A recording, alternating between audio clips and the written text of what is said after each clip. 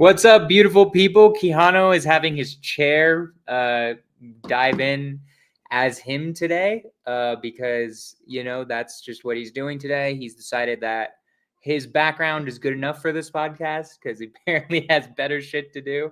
I'm just going to take him off. I'm fucking around. I don't know. He's doing something real quick. Or is he coming back? Nobody knows, but Profit and Paradox, episode 28, guys. We're talking about business today. Quijano and I know each other from business. We haven't done a business podcast yet at all. We talked a little bit about it last time. My idea for it, and we'll kind of vibe out, is like I was thinking we'd do a little bit of masterminding. I don't think most people know what masterminding is, really. Like I think most newbies, at least, or people who are like barely doing any deals, they just are like, teach me things, right? But like when you get to a high enough level, you especially with people that are like at your level and or are higher, you can start giving each other ideas of like how to do something better. You tried this, we tried that didn't work, whatever, right? And I was thinking you and I maybe just go through some of our business problems we're dealing with right now and give each other advice on it. And also maybe, like you said, do a hot seat for a newbie on somebody who's doing their stuff, right? If somebody wants to come up here, and that'll just be the podcast today. I'm down, like 4 flats. Love it. Can we, for the sake of the podcast, can we call it business? Okay. If you want to.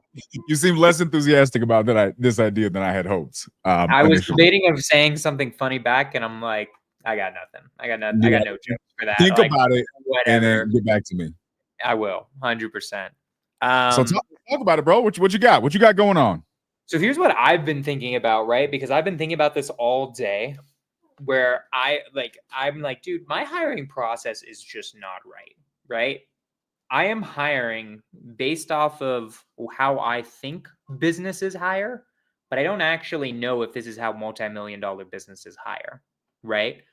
Here's how I thought businesses hire, and I think I'm wrong with this way with salespeople, or at least some people hire in different ways. Job position is open. You interview and you choose your best candidate. You hire that one person, and then that's it, right? Okay. I'm thinking now, because I've been talking to more people about it, I think this is wrong for sales positions, right? I could be wrong, but I've talked to a few people, and how a lot of Fortune 500 companies, how they do it is they'll literally hire 30 people and then choose one. Like they'll do a 30 people probation period, 2 months, and filter people out until they get the best one, right? Now, I think 30 is aggressive, but I've been debating about maybe doing it with 4 people so they actually get some of my attention. But hiring if I only have one position open, but I hire 4 and I say, look, one of you is gonna make it. And that just is what it is. And we're going to just do it for 2 months. Maybe I don't say it like that. I don't know how to do it right.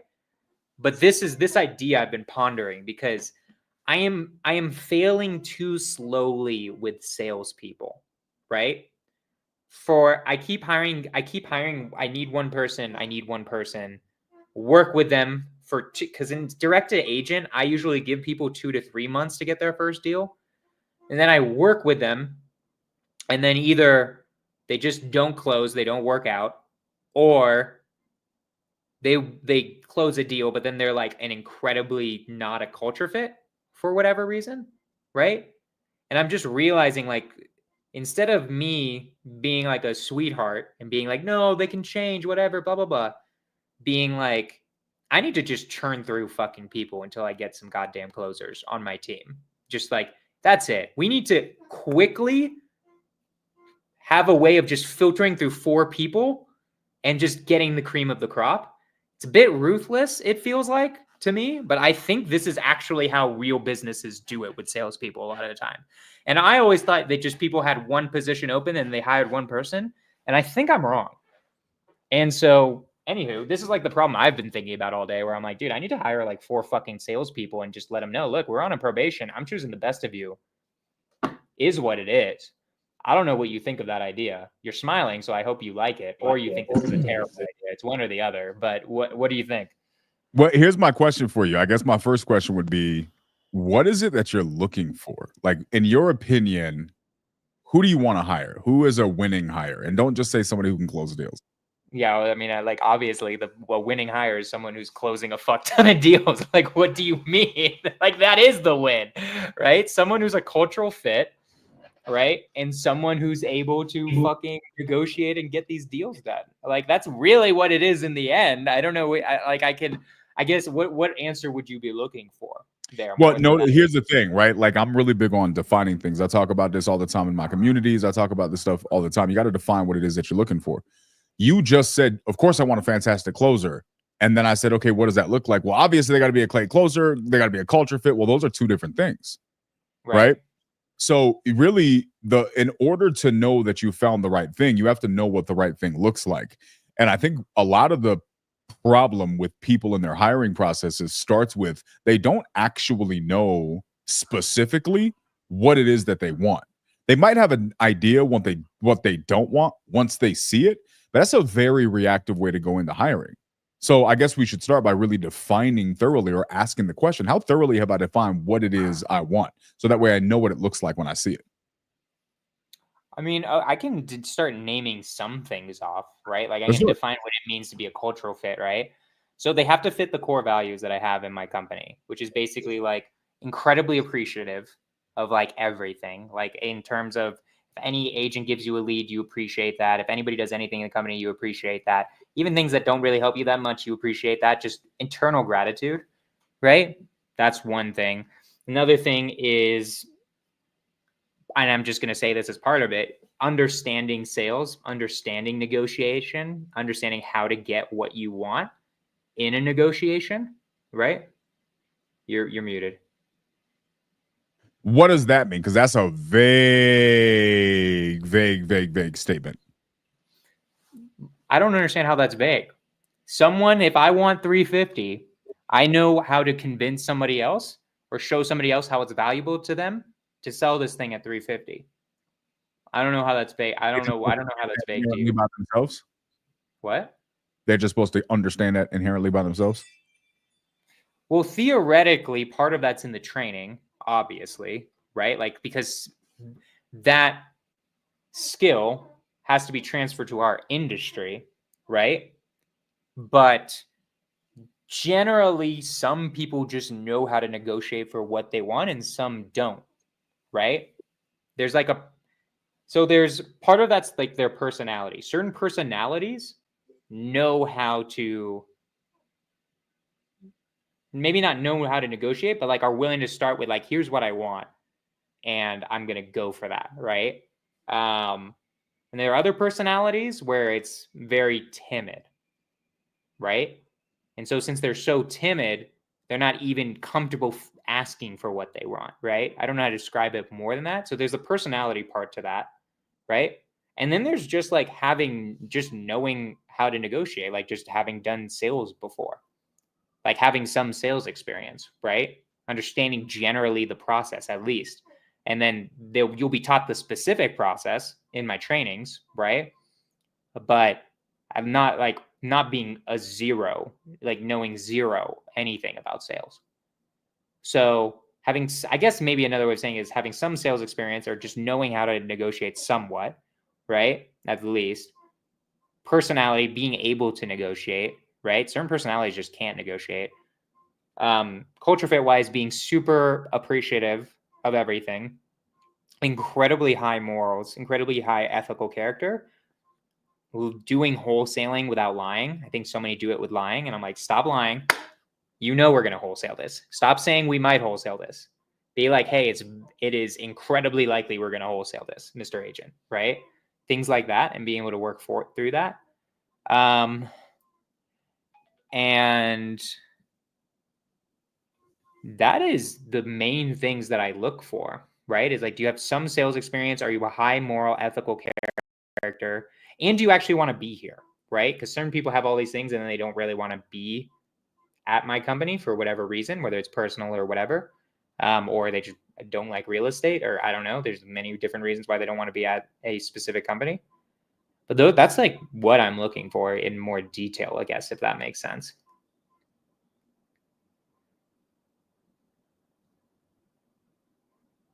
You're muted again because I think you just said I did say I keep muting and unmuting in reverse. Here's what's interesting to me about that, bro. Like, can I just be honest with you? Sure. I think one of the problems that you're running into is the fact that you're acting like all of that is supposed to be understood, not realizing that you just named a bunch of extremely individual and nuanced topics, right? Character and integrity is a standalone issue that needs to be addressed independently. One would hope that it's understood, but unfortunately, for some, it's loosely defined, right? We talked about this before. Some people think that lying in sales is completely acceptable. You'll have people that just lie their ass off to people on the phone, and they're like, oh, see, you just do that. You just say this, you just say that. And it's just like, okay, that's fine. I hear that. But in their mind, that is not a character issue. I see that as a character issue. It sounds like you see that as a character issue, but some people don't. So for you to assume that character equals the exact same thing to everybody, well, now let's start adding this up. That's assumption number one. Okay, cool. So we got one assumption in place. Okay, knowing how to negotiate. Well, what does know how to negotiate mean? What does that really mean? I'll tell you an example. I've sold cars before. I worked at a corporate dealership. I was not allowed to negotiate anything. I had to take that to the desk. My manager back in the box, they had to negotiate everything for me, right? So I would bring back what they call pencils, and then I would go back and forth with them. And the way I negotiated with them was essentially, if I wanted to make it as rudimentary as I possibly can, is my goal was to get them to either say yes or to tell me what the number needed to be so I could go back and get permission for something else, right? When I'm selling penny stocks, negotiating is an entirely different thing. I'm negotiating with them, but what am I negotiating with them? I'm trying to get them a licensed stockbroker who likely works for a firm who has internal firm rules that restrict them from buying equities that trade on the pink sheets. I am trying to get them to privately, without their boss finding out, to buy stocks that they're not supposed to buy. I can't negotiate on price because I don't control the price. The stock market does. I'm trying to convince them, so I'm negotiating something completely different. Now, when I'm talking to seller, you understand what the negotiation process is with the seller. Is that not three different businesses with three completely different definitions of what negotiating means? Yes and no. Like, I somewhat agree with you. I get what you're saying. I still consider those all you're negotiating for different things. So I'm not just saying like negotiating for the price. I'm saying negotiating for whatever you want, right? This can come in many different forms, right? Like I don't know how car dealerships work, so it's gonna be hard for me to speak on that exactly how it works. I'm assuming your job was to get them. I'm assuming, just tell me if I'm wrong. What you would do is you would tell, like, you tell them the sticker price, right? The guy would be like, oh, can I get like $100,000 off? And you'd be like, I need to talk to I don't know how car dealerships work, so I don't know how to fucking it depends on the dealership, it depends on the rules. But here's to my point though, like to the greater point as it relates to your question. What I'm telling you, whether you see it or not, respectfully, is secondary. Because your issue is not with how you see it. Your issue is with the fact that you're assuming everybody needs to see it like you. And the fact of the matter is, the only time that's going to work is if you're hiring people who think just like you. The second you recognize and reconcile the fact that you're going to be hiring different people with completely different perceptions on these topics, well, now you're getting into a nuance that it's your job to over communicate to make sure what that looks like. So I'm just filling gaps here, right? Because I definitely have hired my share of salespeople. So the first assumption is in what we're making an assumption that we agree on what character is. Now I've just made another assumption. I'm making the assumption that we agree on what negotiating means, right? So now what you do is what you're doing is you're adding up all of these assumptions. And I'm going to tell you without a shadow of a doubt, this is probably what's happening in your sales process, Jonah. You're walking into this and you're saying like, yeah, bro, like I get this. This is how this works. This is common sense. Everybody kind of gets this. Of course, everybody gets this. So I'm going to hire you. And you're asking questions from your perspective of what these things means. They're answering your question And they're probably answering it accurately, but they're answering it from their perspective of what that means. Well, here's what happens. Because if the person that's hiring isn't saying, okay, do you know how to negotiate? Yeah, I've negotiated this and that. Okay, talk to me about this. When you say negotiate, what does that mean for you? Okay, when you say you operate within character and integrity, what does that mean for you? And you're not clearly defining that your definition of those things matches their definition. What's going to happen is this: you're going to get people in there, and here's what this conversation sounds like. 30 days in, 2 weeks in, man, I'm getting really, really frustrated. I had this conversation with this dude. We talked about all of these things. They said they understood all of these things, but clearly they did not understand any of these things, because everything that they're doing is them demonstrating me they don't understand these things. And we'll chalk it up to people lying in interviews, right? Does that, like, have you ever experienced that with a hire? Yeah, I've experienced that before. And most people do. It's a very common thing. Yes, there is an element of it, I believe, that has to do with the fact that people lie in interviews. Of course, that's a factor. But I would think a greater part of it is poor communication on the hiring party's part. And this is what I teach when I talk about communication. Like, this is why I love teaching communication. People think I teach sales because I want to help people get more deals. That's cool. But that's secondary or tertiary at best. Closing deals isn't what I teach. Closing deals is a side effect of what I teach. What I focus on is effective communication. And effective communication is founded upon a couple of things. This is what I talk about all the time. It's founded upon, first, learning how to understand yourself. Second, learning how to understand other people. And then using effective and intentional communication to bridge that gap. Out of curiosity, Jonah, why do you think I start with, out of all of the, we talk about sales, we talk about communication. Why do I start with, to get good at communication, you have to learn how to understand yourself? That sounds random. Why would I start there?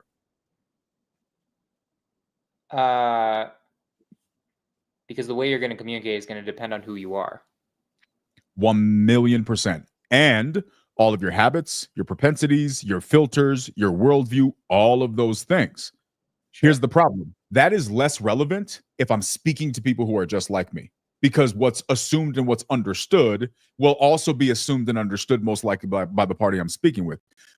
The second I'm talking to somebody that's not like me, all of that goes out the window. So I have to be willing to say, well, this is who I am.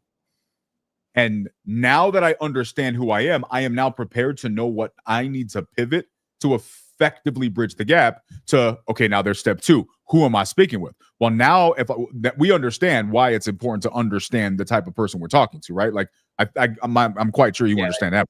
Yeah, that's easy. So that part's easy. Well, here's the thing. Most people never get to that part. And if they do, they just stay there.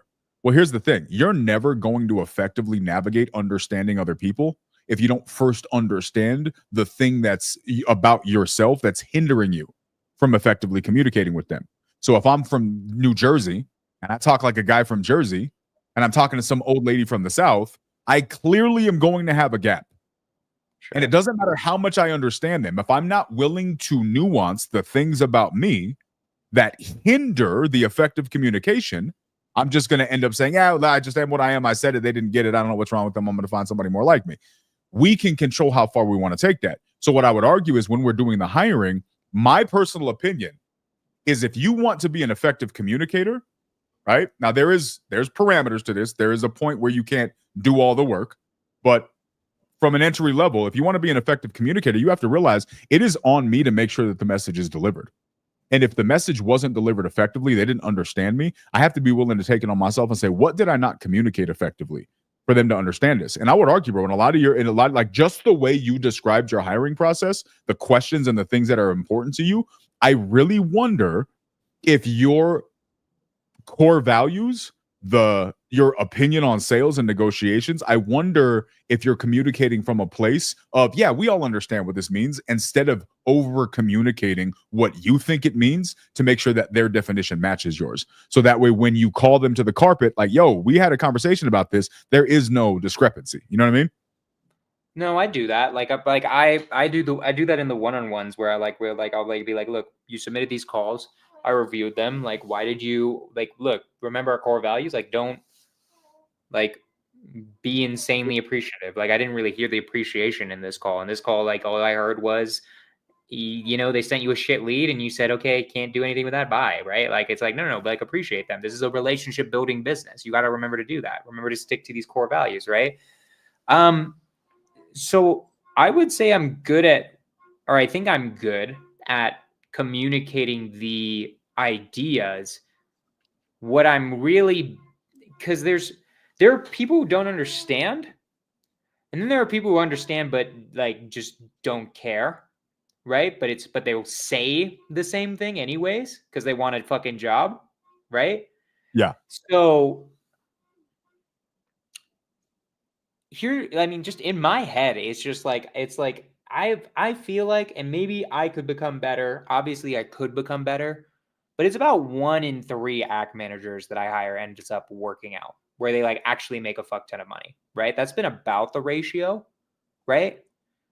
So I'm not sure how this relates back to the original hiring perspective, right? We didn't really get to that, but like in my head, I'm like, okay, if it's gonna be 1 out of 3 every time that I get it right, then why not just hire 3 at a time? Then I am gonna get 1 right, most likely, Yeah. and that solves that problem, right? When I have that person who's like actually listening to me and like, because I do over communicate a lot of different things, right? There's certain things I could probably communicate more like what are some like I feel like sometimes I'll like some of our, for instance, like certain core values, it's like getting the job done efficiently and effectively, where it's like, okay, but like now we need to break that down. What does that mean for you? Right. Just giving them certain examples other than just when I see them not doing it would be probably pretty helpful there. But yeah, I mean, that's just my thought. If I hire 3, then I'm going to get 1 out of 3 right. That's been like, I've done this for like 2 years now, hiring people. That seems like that would just make mistakes happen quicker. Are you still doing salary? So what I'm thinking of doing, right, is because I also think commission only, I don't think you attract A players with commission only. Someone who's like a really good fucking salesperson, I feel like they're like, dude, I'll just like get a fucking base and, commit and then get an insane amount of commission from Google or whatever the fuck, right? Maybe I'm wrong, but You're like, 100%. okay. Tell me We why, had like, maybe. I'm just telling you without a shadow of a doubt. We had the same conversation the first time you were going to go do salary, and I told you that was a crazy idea. I mean, like when I did that, what salary did is it didn't in and of itself. So here's the issue with commission only, right? That I keep seeing. What salary did is it's good for at least the beginning, right? But also, if I'm going to hire 3 people, I'm not going to put them on salary, right? How I'm viewing it, or let me tell you the whole process, the new process that I thought out in my mind, and you just tell me what you think of it first. I was thinking of doing it where we hire 3 or 4 people. We do like 2 months of be like, look, there's going to be 2 months of probation where we are just going to do this in phases, right? You have to earn the base salary, right? At the beginning, it's just going to be a probation period because I need to see that you're like dedicated and you're like actually fitting everything. And at the end of the 2 months, we're going to go through different KPIs and see what you've hit. Phase 1 will be first month. And then if we've hit certain KPIs, we keep going. Phase 2, certain KPIs we hit, right? And then kind of go off of that. And probably in phase 2 is like have had a contract at least. And after phase 2, then it turns into minimum wage plus some commission, right? Maybe I'm wrong. The only people who I tracked with commission only are people who are trying to learn how to do this business and then do it themselves. I've never had a commission only person who's like, I'm making a fuck ton of money. I'm down to stay here for like 5 years, right? Usually they're like, I'm going to learn from you for a year and then dip out. which has been my problem with commission only. So I don't know, mate. You think I'm wrong, which like I understand. Just that's what keeps happening. I think that you really got to factor in. Here's the thing. I think this is all. There's a little bit of personal nuance to this in my experience, because I think you can pull off whatever you. People have a hard time selling something they don't believe in, right? So if you really, really believe in your structure and your process and your comp plan and all the different things, you can get people to buy into that. I think the hardest part with keeping anybody is buy-in. Yeah, Getting people to be just excited about the vision. That's really one of the biggest parts of that. I actually used to undervalue that a lot because I've always been really, really good at getting people to buy into the vision, getting people excited to show up. And I used to just think that was nothing, but that's actually a lot. That's actually probably everything. That right? is everything. That like once they lose sight of the vision, it's like, okay, we've lost. Like the game's over in your head once that has happened. Yeah, and I learned that in my time trying to like build a remote real estate business while I was doing other things. And it was tough because I would get everybody excited and they'd be like, all right, guys, handle it. And then I'd be gone. And then I'm like, what happened? Like everything was amped up. What happened? And it kept happening. And I realized like that momentum, that vision, that it really, really is everything. Anyways, that being said, so that's a big, big part of it. But here's what I'll say, bro. One of the issues I have with the real estate industry is we're a very, very insulated industry. What do I mean? A lot of people who come from this industry kind of came from nowhere. They weren't doing anything before they were doing real estate. They were either in real estate already, so they only have a real estate paradigm, or they were doing some random stuff, right? Like you go to a solar industry, those solar guys have sold everything. Right? Guys who are selling solar in the solar industry have sold a million things. Those guys have knocked 1,000 doors, 100,000 doors. Those guys have sat in front of across belly to belly to people with like those people know the game. I came into real estate. Nobody knows any of this stuff. Like people, they were working at the cable company 5 minutes ago. Like you're trying to get into real estate driving Uber, right? Which is all fantastic. Like I don't have any qualms with any of that. But what I realized with that is that this industry is so insulated in that regard that they have a very limited context. And so when I hear people use these phrases and these scripts and these lines and the softwares that they use, I'm like, guys, you just repeating what your other person next to you said. You heard this in a YouTube video. There's a million better ways to do this, but you can't tell them that because this is all that they know. And so when it comes to like sales, I'm going to tell you right now, if you go into I think I told you to do this when you were first thinking about doing salary. Go to a sales group. Go to any sales group. Just find a sales group on Facebook that's active. There used to be one called Sales Talk with Sales Pros. It was like 150,000 people in there, salespeople only. I don't even know if that's still a thing. Find one. Guarantee you, Jonah, without a shadow of a doubt, go in there and just search for a post commission versus salary. Every single closer, like hunter animal in there, will tell you, I will ignore you if you offer me a salary. Because all you're doing is putting a handcuff on my earning potential. You tell me I can earn $250,000 a year. That's all I need to know. Give me the leads and show me where to go. That's it. Hunters hunt, period. And if you want hunters, you have to provide an environment that attracts hunters. Here's the problem. Real estate doesn't have hunters. There are very, very few hunters in real estate because the hunters that come to real estate came from another industry and came to run their own business. So in that regard, they're true. That's true. But we hear it, they're just going to go and do it themselves. Yes, there is an element of truth to that. But I don't think that's universally true. I think there is truth to it. There might be a lot of truth to it. But here's what I'm going to tell you. Not everybody wants to own a business. Not everybody wants to deal with that stress. Some amazing salespeople and closers out there, they just want to come, they want to make their money, and they don't want to think about shit else. They don't want you to bother them on the weekends. They want to go and they want to go on their boat and they want to make their money. They want to make their $250 a year and they want to live their life. They want to go and have, play baseball with their kids on. That's what they want to do.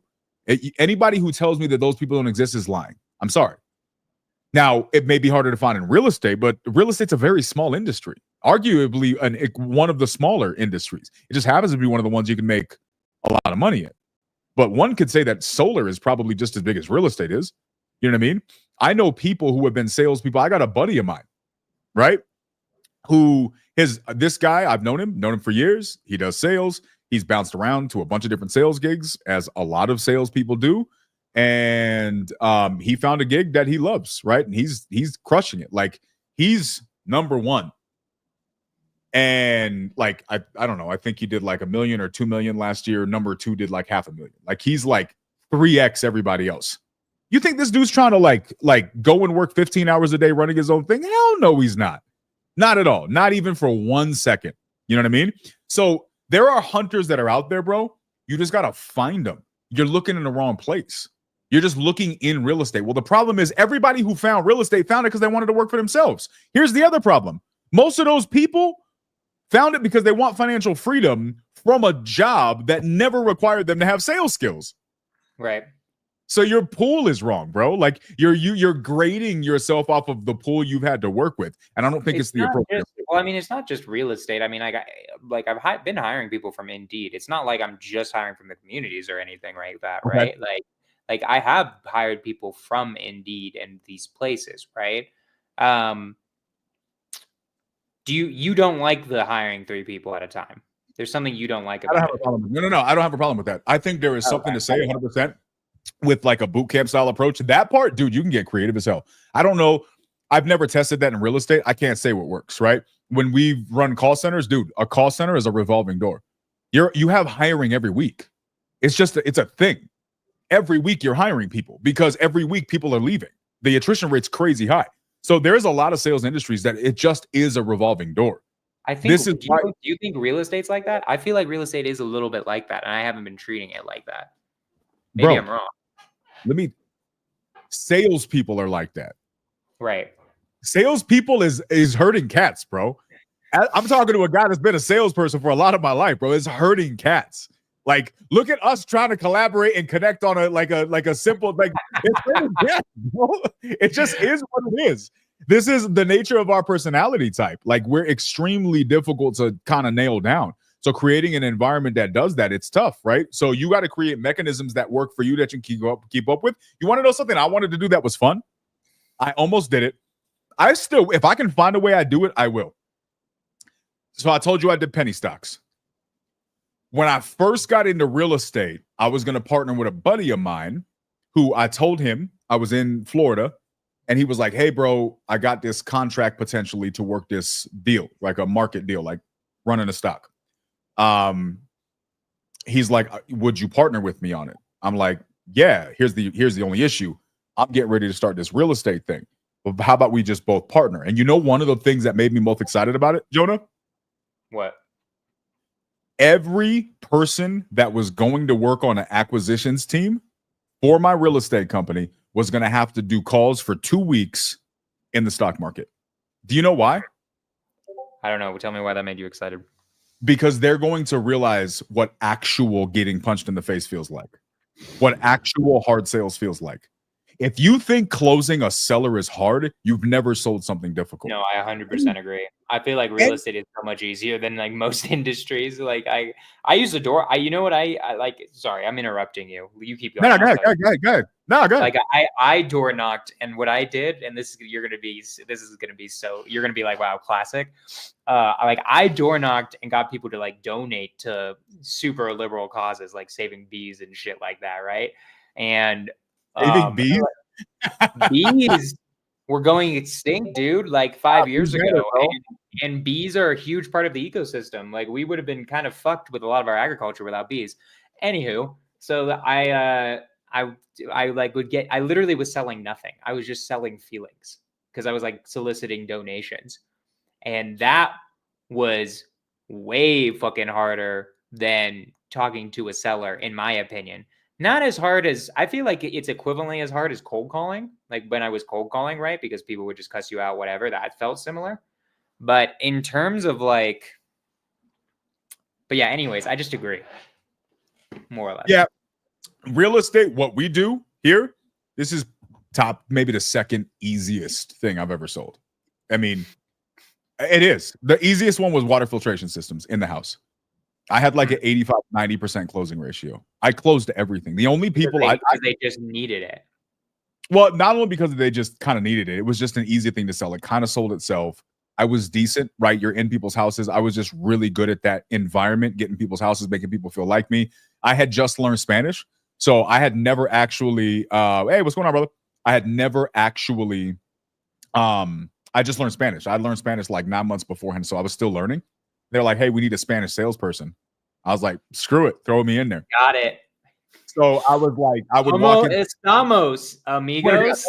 That was me. Like that? I would start every appointment saying, I'm learning Spanish. Bear with me. I'm probably going to disrespect your wife, but I'm going to do my best. Help me out. Bro, by the end of every single solitary, bro, they were teaching me Spanish. We were joking around. They were giving me dinner. Bro, everybody. So I remember I did this one. I sold the guy who ran. It's great at rapport building. Yeah, correct. Right. But I was good at understanding that environment, right? Because the environment of a car sale is different than the environment of you sitting in somebody's house. You got to learn how to take control while also being a guy that's respectful of the fact that you're in somebody else's home. It's a real weird nuance. I just naturally was comfortable with that, right? And so, yeah, they were like best friends. The guy, he was the director of sales for Westgate Resorts, timeshares, right? So this guy, timeshare is one of the highest pressure sales on the planet. So I walk into this guy's house. He tells me up front, you ain't selling me shit. You ain't closing me. Nobody closes me. Like, he was aggressive. Sorry. No, you're good.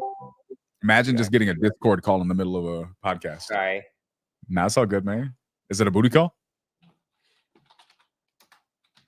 I learned in Cuba that if you speak right, Alon Daniels. My no. VA keeps, like, one of my students, my VA keeps really trying to help him out. Help him with what? He just, like, he's incredibly technologically stupid. So Who he'll is? Your just like student? my student. Oh. So it's just like he'll just accidentally send out like 1,000 text messages at once and gets his account blocked. I'm like, bro, could you not? Like, obviously that'll fuck you. But anyways, so like it's just shit like that where I'm like, bro, what are you doing? He's like, dude, it sent them all at once. I'm like, yeah, did you click all at once instead of like bulk, like separating it? He's like, crazy. I don't think so. And I'm like, I guarantee you, if it's sent all at once, it's anyways. It doesn't matter. So she was calling. I don't know why she's calling me about it.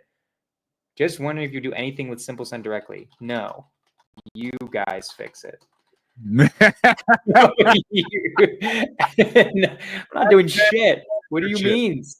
like you have an hour with him. Go you fix ever criticize how I talk to people on my speaker, bro?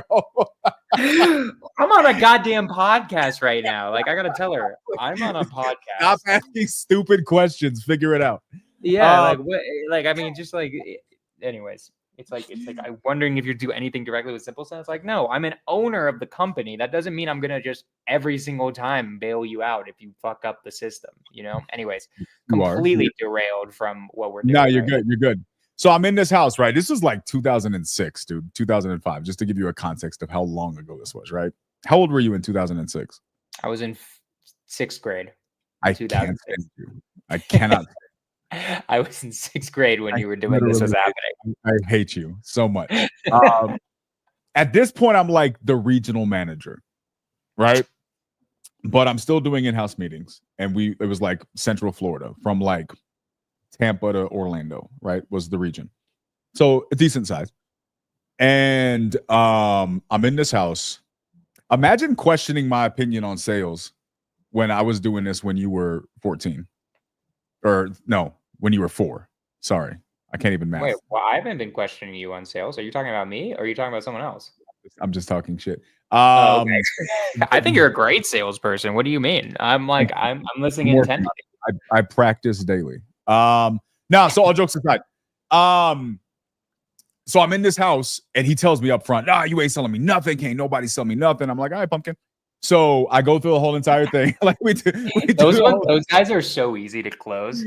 Bro, it's just like, dude, I'm not trying to sell you anything, bro. Like, what? Just tell me, like, what do you like? I literally, anyways, it's just funny. Like, you just literally, yeah, I'm not. I agree. I'm not trying to sell you anything, right? Like, so do you need a water filtration system? And they're like, yeah, so about that. Yeah, I do. Dude, he was legitimately like 2-3 hours later. He is cussing as he's filling out the contract. Nobody sells me. This dude recruited me for like 2 months after that to come and work and sell timeshares for him. The amount of times this dude looked at me, he's like, no, you don't understand. Nobody closes me, bro. Nobody closes me. Right? That's so funny. But for me, here's why this is important. This is why I think this is really, really a fair distinction. I was extremely naturally good at selling in those environments. I didn't do as well at car sales. Didn't make sense to my brain, not corporate ones. I worked at a wholesale car dealership. I did better because I didn't have to go and recruit. Like I wasn't good at negotiating through a third party and then like feeling like I'm five. Like, what can I do? I don't know. I have to go ask somebody else permission, so I can't talk. Let me go tell them. Why don't you just go freaking talk to them? Like that was just like I didn't get it. But like you put me in these houses and all of them are getting closed, right? So when like hiring, I need to understand. I have had people that I've hired in the past. I have one guy. I think about this guy regularly. Still super cool dude. I hired him working outside sales jobs. So a long time ago. This was after the whole water filtration thing. This guy, like high energy, everything. He is the typical sales guy. High energy, fantastic closer, charismatic, Latino dude, emotional as all get out, right? Just a lot of closers are crazy emotional. It just is what it is. A super emotional dude, right? Super volatile. I hired this dude. He's like, I'm going to do this. I'm going to do that. I'm going to go crazy. And it was a different kind of sale. He had come from the car business. This guy could sell a car in his sleep. He doesn't even have to think about it. He accidentally sells cars because he thrived in that environment, right? If I would have put him in somebody's house, he would have felt awkward. It wasn't his natural thing. So is that to say, well, if you're a good closer, you can do anything? One could argue maybe, but sometimes the thing that makes you a great closer is knowing where you thrive and just thriving there. You know what I mean? A fish doesn't do great outside of water. You know what I mean? No, it makes sense. No, I agree. And this is something really good to keep in mind, right? That I don't think I was as conscious of, because you're right. I literally the last person I fired was a car salesman, because car sales, you don't need to be as patient. It's car, sell, money in car sales, right? Well, in real estate, it's contract, dispo, title shit, month and a half, then money. So this guy was like losing it with how slow things were. And I'm like, bro, it just is what it is. You might have to wait a month for this seller. Like they aren't ready yet. And he's like losing it over that, where he's like, no, if I need to fucking get him to sell his house now. I'm like, bro, calm the fuck down. Okay. Right. So I get what you mean in the sense that well, it's also not tangible, right? You could go and touch a car. You can drive the car. You can show it to them. And if they don't like it, you can show them something else, right? With real estate, you don't even see the house. We looking at pictures. Bro, I don't even know if these pictures are legit. Right. Yeah. There's just so many more. It's a much more complex. It's a longer and it's more. It feels more complicated than car sales, right? For instance, I don't know if that's true on the complicated part, but it's definitely quicker for sure, right? So certain personality types like that. Like, I get what you mean. I now know why you were asking me the question of like, what do you mean by negotiating? Because you're right. I get what your point. There's even with agents versus sellers, it's a different negotiation process, right? Yep. Like even those two different things are automatic. Like agents, it's like, it's literally how much does the agent like you? I think more than like anything else. Like literally one of my guys, they got an offer of 370 and he got it for 350 just because the agent loves him. He's like, I know this guy can close. He's an amazing guy. I'm just going with my friend. So we're taking the 350 offer, right? Nice. And got his seller to do that, right? And I signed it for 40 grand, 390 to somebody else, right? But that is even in and of itself a different process than getting like a seller to like you, right? There's more of a finesse in it, I think, with a seller, because the seller's like, I truly have no idea how any of this works. Like, I'm just like, I need you just learn to trust you. So I get your point. I think something also that needs to be in there is like, when I hire for the next one, it has to be sales skills for that were from like relationship building in order to make sales happen, which is also like car sales. It's like, I don't really build like I do kind of, but like not a long-term relationship. You just walked in, I'm showing you shit. We're hopefully getting a car sales today. Maybe there is follow-up, but like, it's not like crazy. I don't know. No. Here's the thing, right? This is what I mean when I say the real estate industry is really, really insulated, because a lot of this stuff is really common sense for everybody else. Like if I'm hiring in a different industry, right? I'm going to say, what did you sell before? Okay, I sold cars. Fantastic, right? That's B2C. We're doing B2B. Right? Have you ever done B2B? No, I've never done B2B. Automatic. B2B. Agents B2B. Agents B2B versus B2C, right? Okay, perfect. Where did you sell? I did this. Okay, that's in person, or in person's not over the phone, bro. Whole different brain. If you, like my same buddy, he has tried to do this with me twice. He can't last for 5 seconds. You know why? His brain is incapable of sitting still and dialing and talking to somebody on the phone. You put this guy face to face, he's closing you every time. He's a belly to belly guy. That's what makes him feel comfortable. He reads body language. He's been doing this. This guy's like the 50s, in his 50s, right? Going into his 60s. This guy's been doing this for his entire life. He knows how to interact with somebody face to face. Over the phone, whole different animal for him. I've done both.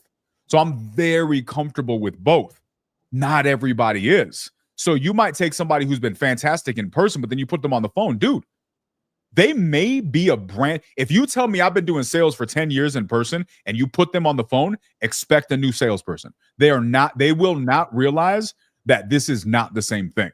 So you got to factor in that for a lot of people, this will be a different thing. Now, if you're inherently just good with people, right? Like one of those people that's just a great with people type person, they can be flexible, then they can transition that really easily. But that's a smaller percentage of people. A lot of people will be stuck. I'm either good on the phones or I'm good in person. I'm not good at both. But it's things that we don't think about asking that in other industries, this is just a foregone conclusion. You ask these things because we know it's not the same thing. No, it totally makes sense. I get your question now, and I like it. I understand why you were asking me the questions before. I'm going to honestly think about that more. It's like, because like, I think I am going to do the hiring 3 people at once, but also like specifically what type of sales have you done before is a really good question and understanding. And like, you're right. Not every single sales is exactly the same. I've hired people. One of the people that I hired too, like his main sales experience was being a real estate agent. He actually had his own brokerage, right? But still, a real estate agent, it's not the same. It's not the same. They're not the buyer. And it's funny because like he worked for me. He closed like 1 deal. I let him go, and he started his own direct to seller business. And now he has like 2 VAs, and I'm like super proud of him, right? He was meant to do direct to seller because he's more of that direct to consumer type of person, right? But then like when you said B2B, I'm realizing how true that is. Because I hired 2 people at the same time. The second person, he had done, I don't even know the words for it because I'm just an uneducated fool.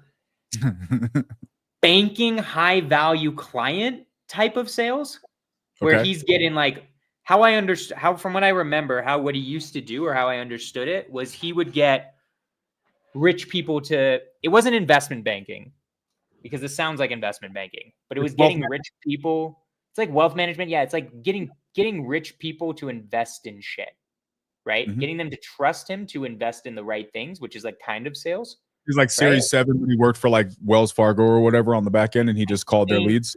So basically, it's hard for me to remember. This was like a year ago. He crushed it with direct to agent, right? Of course.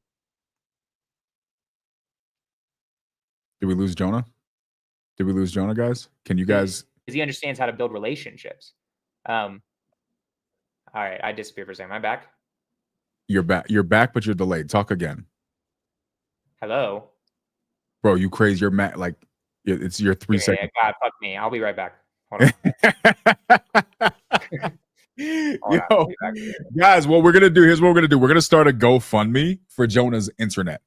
So if you guys are familiar with the Denver area and you want to send money to support Jonah in his struggles to have active connections to Am I technology, better?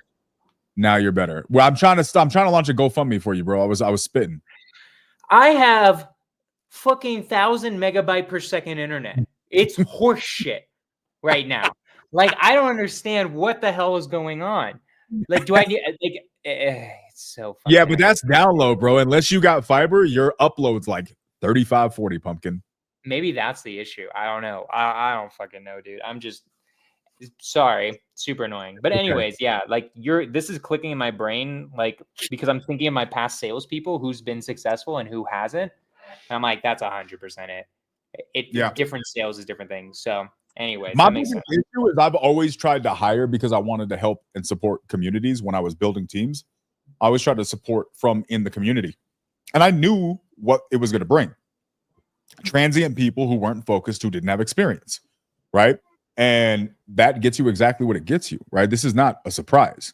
I never really hired from outside and actually hired appropriately because I wasn't building in that perspective.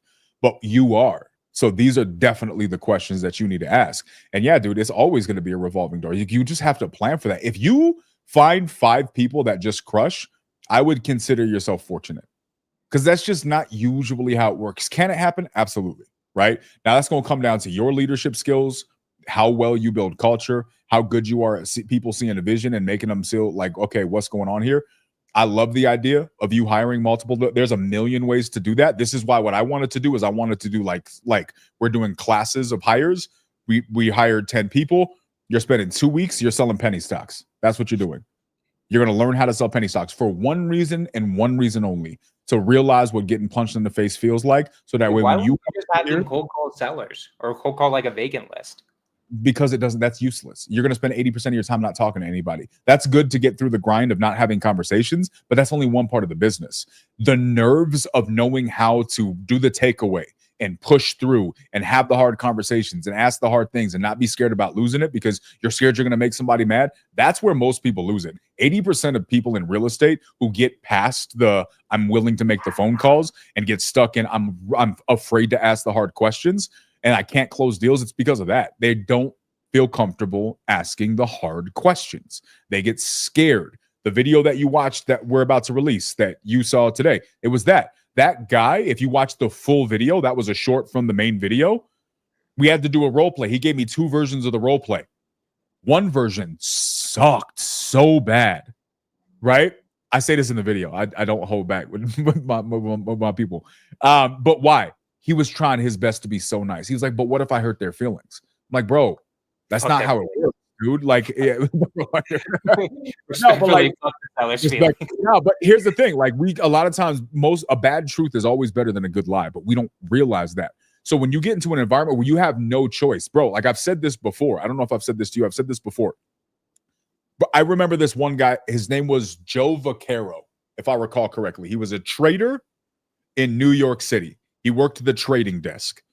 I could call this guy if I needed an extra 10 grand in volume, right? So what's that mean? My numbers aren't where I want them to be. I need to make an extra 10 grand today. In my volume. I'm going to call this guy. Do you know how this guy answered the phone? You call him up, ring, ring, ring, go. Your boy said go. Like you just they automatically send it to you? No. You did not say, hey, what's up? Hey, what's going on? How are you? Hi, my name. Shut the fuck up. What do you want? Bro, this is how we talk. Like, this is how this dude talk. All you hear is this in the background. That's it. Oh, I'm over here like over typing and actually doing things. My bad. All you hear is typing in the background. This guy's moving and this is the context. This is what's important. This guy is probably moving a couple of $1 million an hour at minimum in transactions, in trades, right? So 10 grand is nothing for him. He's like, fuck it. Like, just here's your 10 grand, whatever. Just get off the phone. But I had to learn real quick with this dude. First time I called him, hey, I'm calling about this dude. He's like, dude, shut up. What do you want? Tell me. I'm like, all right. And I just gave him a ticker symbol. All right. What's up with it? Dude, you learn to speak real fast. Real fast. If I did not learn how to read the room, understand who I'm talking to, and I didn't sell the way this guy needed, understand myself, understand other people. If I didn't immediately tweak, I'm losing that guy. A guy that could have made me an extra 40 grand in volume a month for no reason whatsoever because I'm like, I'm bored. Hey, PRPM, check it out. Toss 10 grand at it, dude. We're expecting this. All right, bet. Bye. That's it. That was my conversation with this guy because I knew how to read the room, right? The amount of people that you call in that environment that are screaming at you, they're cussing at you, you got weird people, you got dudes in that environment. If we had ladies that worked on the floor, they would be like, hey, I'll buy your stock if you send me your panties. Swear to God. Weird people, bro. Inappropriate shit. Like bad. It was early 2000s. Yes, this was in the early 2000s. I feel like that was like the days where like it's like there are HR laws, but like are women really needing respect? Who gives a shit? Yeah, it was definitely that Wall Street, baby. Do a little bit more cocaine with us, like But here's the thing, bro. In that environment, I've told this story before. I'll tell you the story. I remember I was working and I was kind of like a mini team lead or whatever. I was brand new in the industry. I had just kind of started into it. I had like this little group of people that we worked with. One of the guys on my team that we all worked together, it was like 4 of us. We were calling, right? This guy gets on the phone. He puts it on speaker, right? Because he's getting his ass kicked on this call, right? So he's calling the guy. And the guy's like, yeah, he's doing his pitch, right? He's going on, he's talking too much. Now, you got to realize, this is one of the reasons why I like this industry. This industry, statistically, financial advisors are one of the highest trade salespeople in any industry. They go through a lot of rigorous training to be able to close and learn sales tactics. So imagine having to, this is the environment. You're calling somebody who is probably more trained than you at sales, knows all the tactics, knows all the things. Okay, cool. Right, because these are rich people, right? Because they're trying to get millions of dollars from people, right? They're going to get trained to do that properly, right? And they know all of the things. Okay, cool. On top of that, most of these people work for firms because the reason why Wolf of Wall Street got in trouble, one of the reasons is not only pump and dumps, but you're not like, we had to call financial advisors, people who are licensed. Why? Because you're licensed to know what I'm telling you. I didn't call consumers because now I can get into other issues, right? I'm calling people who are licensed. But here's the problem. You're licensed. You have a job. You work for a firm. That firm probably has rules that mitigate you from buying these stocks, even for your personal account. So I'm calling people who are probably more trained than me at sales, trying to convince them to buy something that they could get fired for buying. On top of that, it's an extremely risky investment. And this is what I chose to do for a living. Fucking know with stocks. Correct. But it's penny stocks, right? So that's what it is. It's penny stocks. I'm literally, dude, I sold stocks that were trading at 0002, 0007. Like, it's as low as you could go. You can't go any lower than that. 0001 is as low. Here's the benefit. If it goes from 0001 to 0002, you just doubled your money, right? So, like, that's the benefit. Okay. So, like, this is the environment, right? And then we got into better quality stocks, but never, I don't really think I sold anything over a couple bucks. You know what I mean? And so you're calling these penny stocks, and like, this is the environment. They're better trained than you. They are going to get in trouble or fired if they buy this stuff. Plus, what you're selling them is overwhelmingly risky, and they're dealing with like millions upon millions of dollars. And I'm supposed to be telling you to trust me, some random on the phone, buy this stock that's worth 12 cents, right? Everything is against you. And so I remember this guy was calling one time, and he's on the phone, and like they unmuted it on the floor, and he's going on, he's doing his pitch, just like ring, ring, hi, I understand you want to sell your property, like on and on with his pitch. The guy was like, hey, you could tell he wasn't listening. Then all of a sudden, hey, you've been talking for like 3 minutes, dude. Ask me for the sale. And he was like, will you buy some stock? And he's like, what are you, stupid? How much do you want me to buy? And he's like, 5,000 shares? He's like, good, keep going. 30 seconds later, shut up. Ask me for the sale. Do you want to buy? He's like, ask me for more. Okay, 10,000 stock. Bro, this went on for like 10 minutes. Swear to God, every 60 seconds, this guy was, okay, say this, say that, say that. The guy was full on boiler room critiquing this guy, right? Full on critiquing him. At the end of the call, he says, very good. Now learn how to do your job and then call me back.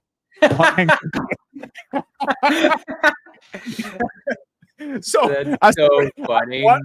and if I can still do it, dude, I will find a way to put people in that world, because talking to a seller there is nothing a seller can tell you that is going to shake you, bro. Well, sellers Nothing. just have no idea in comparison to that, right? Like a They seller don't. would have no idea. They're just like going off vibes.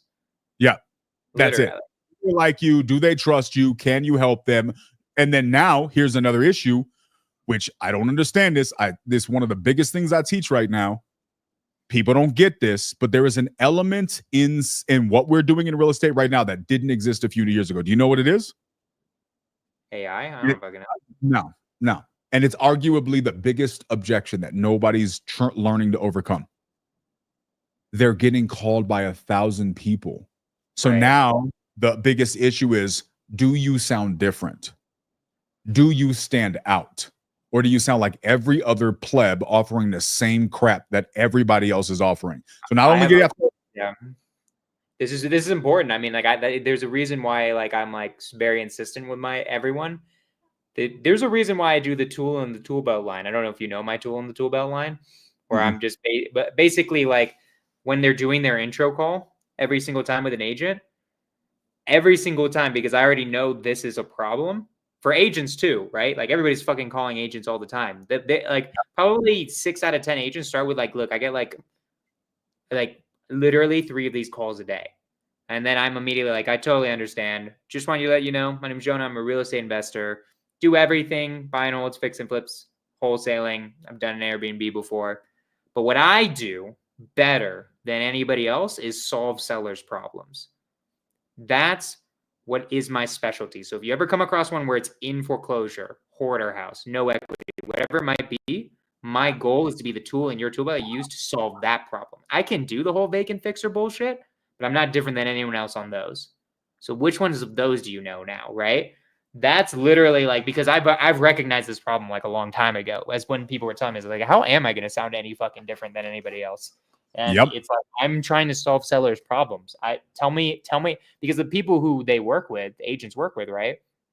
They are talking to a lot of wholesalers, but they're just saying the same thing that an actual buyer, like, because you've done dispo too. Fix and flippers don't give a fuck about the seller's problems at all. They just want the goddamn house. Like, dude, just sell it to me at X price. We're good to go, right? That's what a flipper does. So I'm the only one who ever says that, because all the other wholesalers are like, just like, I'm a real estate investor. You know of any flips? Right? And that's really what it comes down to. It's the biggest, arguably the biggest unspoken objection is in our industry is that you sound like everybody else. This is why, full transparency, bro. This is why, you know who the biggest people who are coming into my community right now are? Who? Like, a lot of people assume that it's like sub 2 students because I was in sub 2. It's really not, right? Because those people know me over there. They already know me, right? It's people who are coming from sales processes and scripts. And they're coming from sales processes and scripts. Like they've invested money in finding places where they can learn all the scripts and all the processes, right? Okay. And they've spent $5,000, $10,000, $25,000 to learn perfect processes, right? And some of them have spent less than that. But they've gone to these trainings where it's all about process and asking the right questions and processes and questions and processes and scripts and keep it short and keep it to the point. Fantastic. That's great. But at the end of the day, nobody wakes up in the morning saying, I really hope I go through a great sales process today. Nobody says that. Nobody cares about your process, bro. And here's the worst part. If everybody else is using the same damn process, what differentiates you? Because there was another 55 people in that same room calling you same damn sellers, bro. Like, right. Your brain doesn't put 2 and 2 together. What makes you different? And what happens is all of these people are coming up. They're like, I don't know what's going wrong. And in my head, I'm like, how do you not know? Like, how did you not foresee this problem? This was an eventuality, bro. But we don't think like that. We see the shiny object in front of us. It clicks. Oh my God, here's the process. Here's this, here's that. I was doing a training in my community. I won't say the program, but it's a big program in the real estate industry. None of the people that are like that we know. And I was doing a process on, I was doing a training on different sales processes. And I said, today we're going to talk about the call center sales process. And I said, here's what the call center sales process works. Here's the pros. Here's the cons. Here's why you would use it. Here's where it's going to fail you.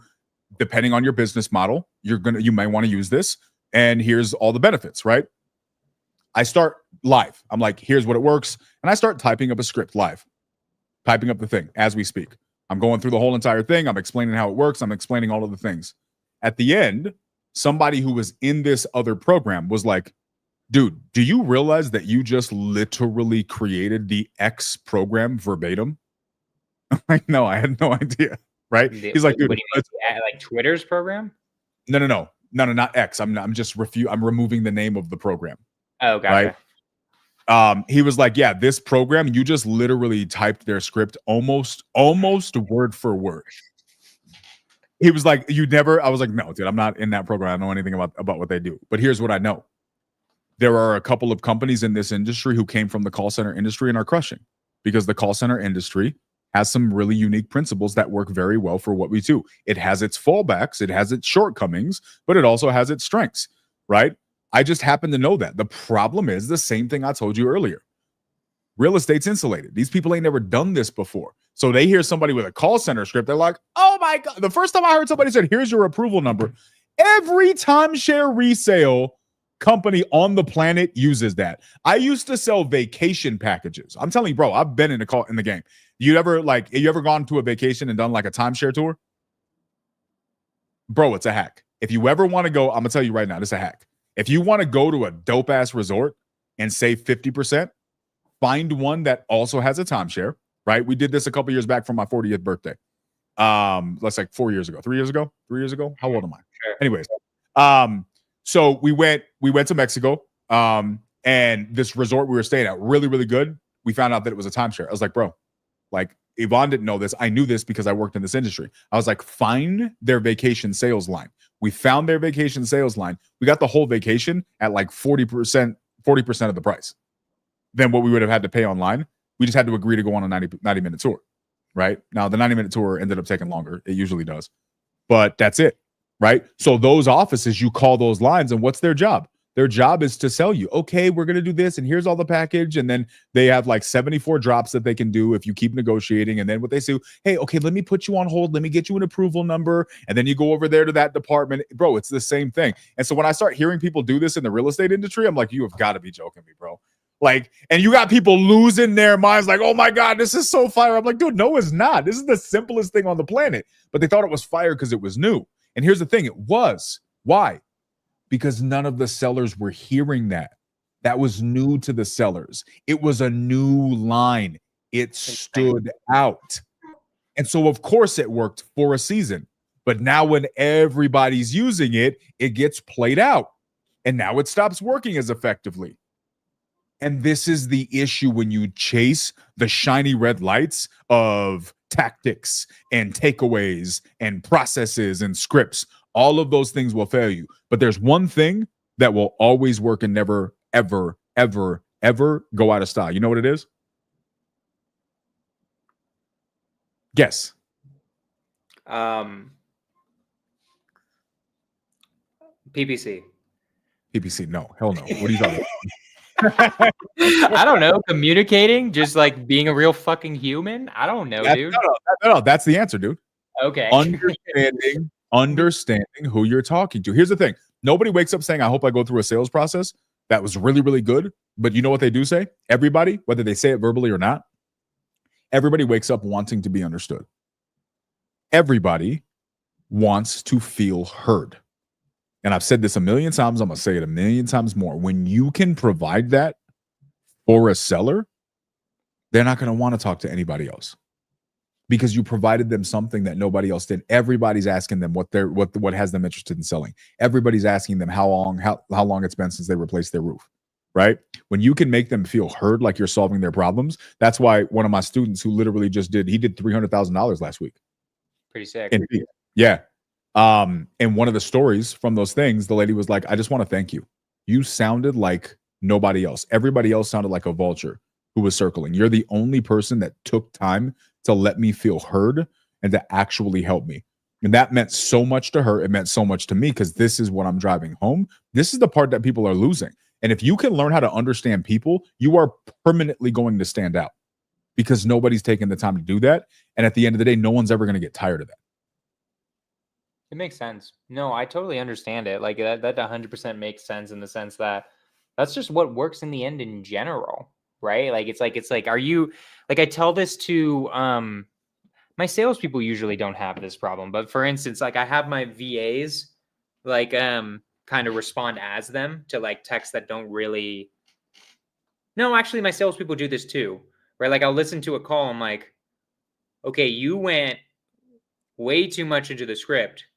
They were asking you a specific question. Why didn't you answer their damn question? Right? Like, why did we skip over whatever they want to know about?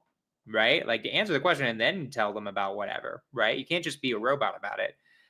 So no, I 100% agree. And yeah, I respect you. I think I'm pretty good at sales. The issue when I'm somewhat good at understanding what I'm doing. What I need to get better at too in my own business is verbalizing what I'm doing, right? A lot of times I'm just doing it, right? Where they're like, Jonah, like, why'd you say it like that? I'm like, I don't know. It just works better. It's like, what is actually happening? It's almost like an instinct at this point. It's sometimes hard to find out it's hard for me to sometimes verbalize the reason why that works better, which is like because like you obviously understand like the science of sales as well. I understand it to some degree. Like I know why I say certain things, right? But it's definitely interesting to think about it. Like, why do I say X every single thing, X, Y, and Z, right? Because there's a way, like it's like there's a way to tell someone that we're going to wholesale it where they'll absolutely won't do a deal with us, and then there's a way to tell us that we'll wholesale it and they absolutely don't care, right? Yep. So it's like understanding the difference between those two, right? Where it's like it's just interesting. It's all super interesting sales stuff, right? Like I liked your little rant about it because it's like, okay, yeah, it reminded me like, okay, yeah, that also is why certain things are. Yeah, Right? and what I'll tell you is this, bro. Like one thing that you realize as you're growing a sales team is just like it's important to understand whether their experience is B2B, B2C, in person, over the phone. All of those things are nuances that very much matter. Here's the other thing, bro. Being able to do something and being able to teach something are not the same thing at Yeah. all. And one of the hardest parts that especially, and I'm telling you this because I've experienced it, I've experienced this as the salesperson, and I promise you, like, and I've seen this as with peers working with other people who were in leadership roles. It bothered me worst as the salesperson. That's where it bothered me worse, like What more than bothered anything.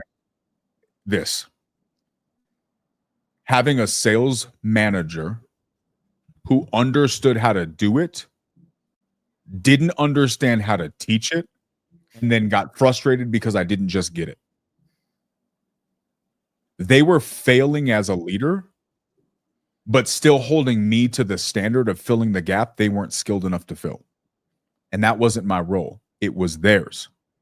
The amount of sales managers I've seen that were fantastic closers who couldn't teach sales to save their lives lost so many qualified salespeople. They lost me and so many other people because they didn't know how to communicate what they were good at doing because it's not the same skill.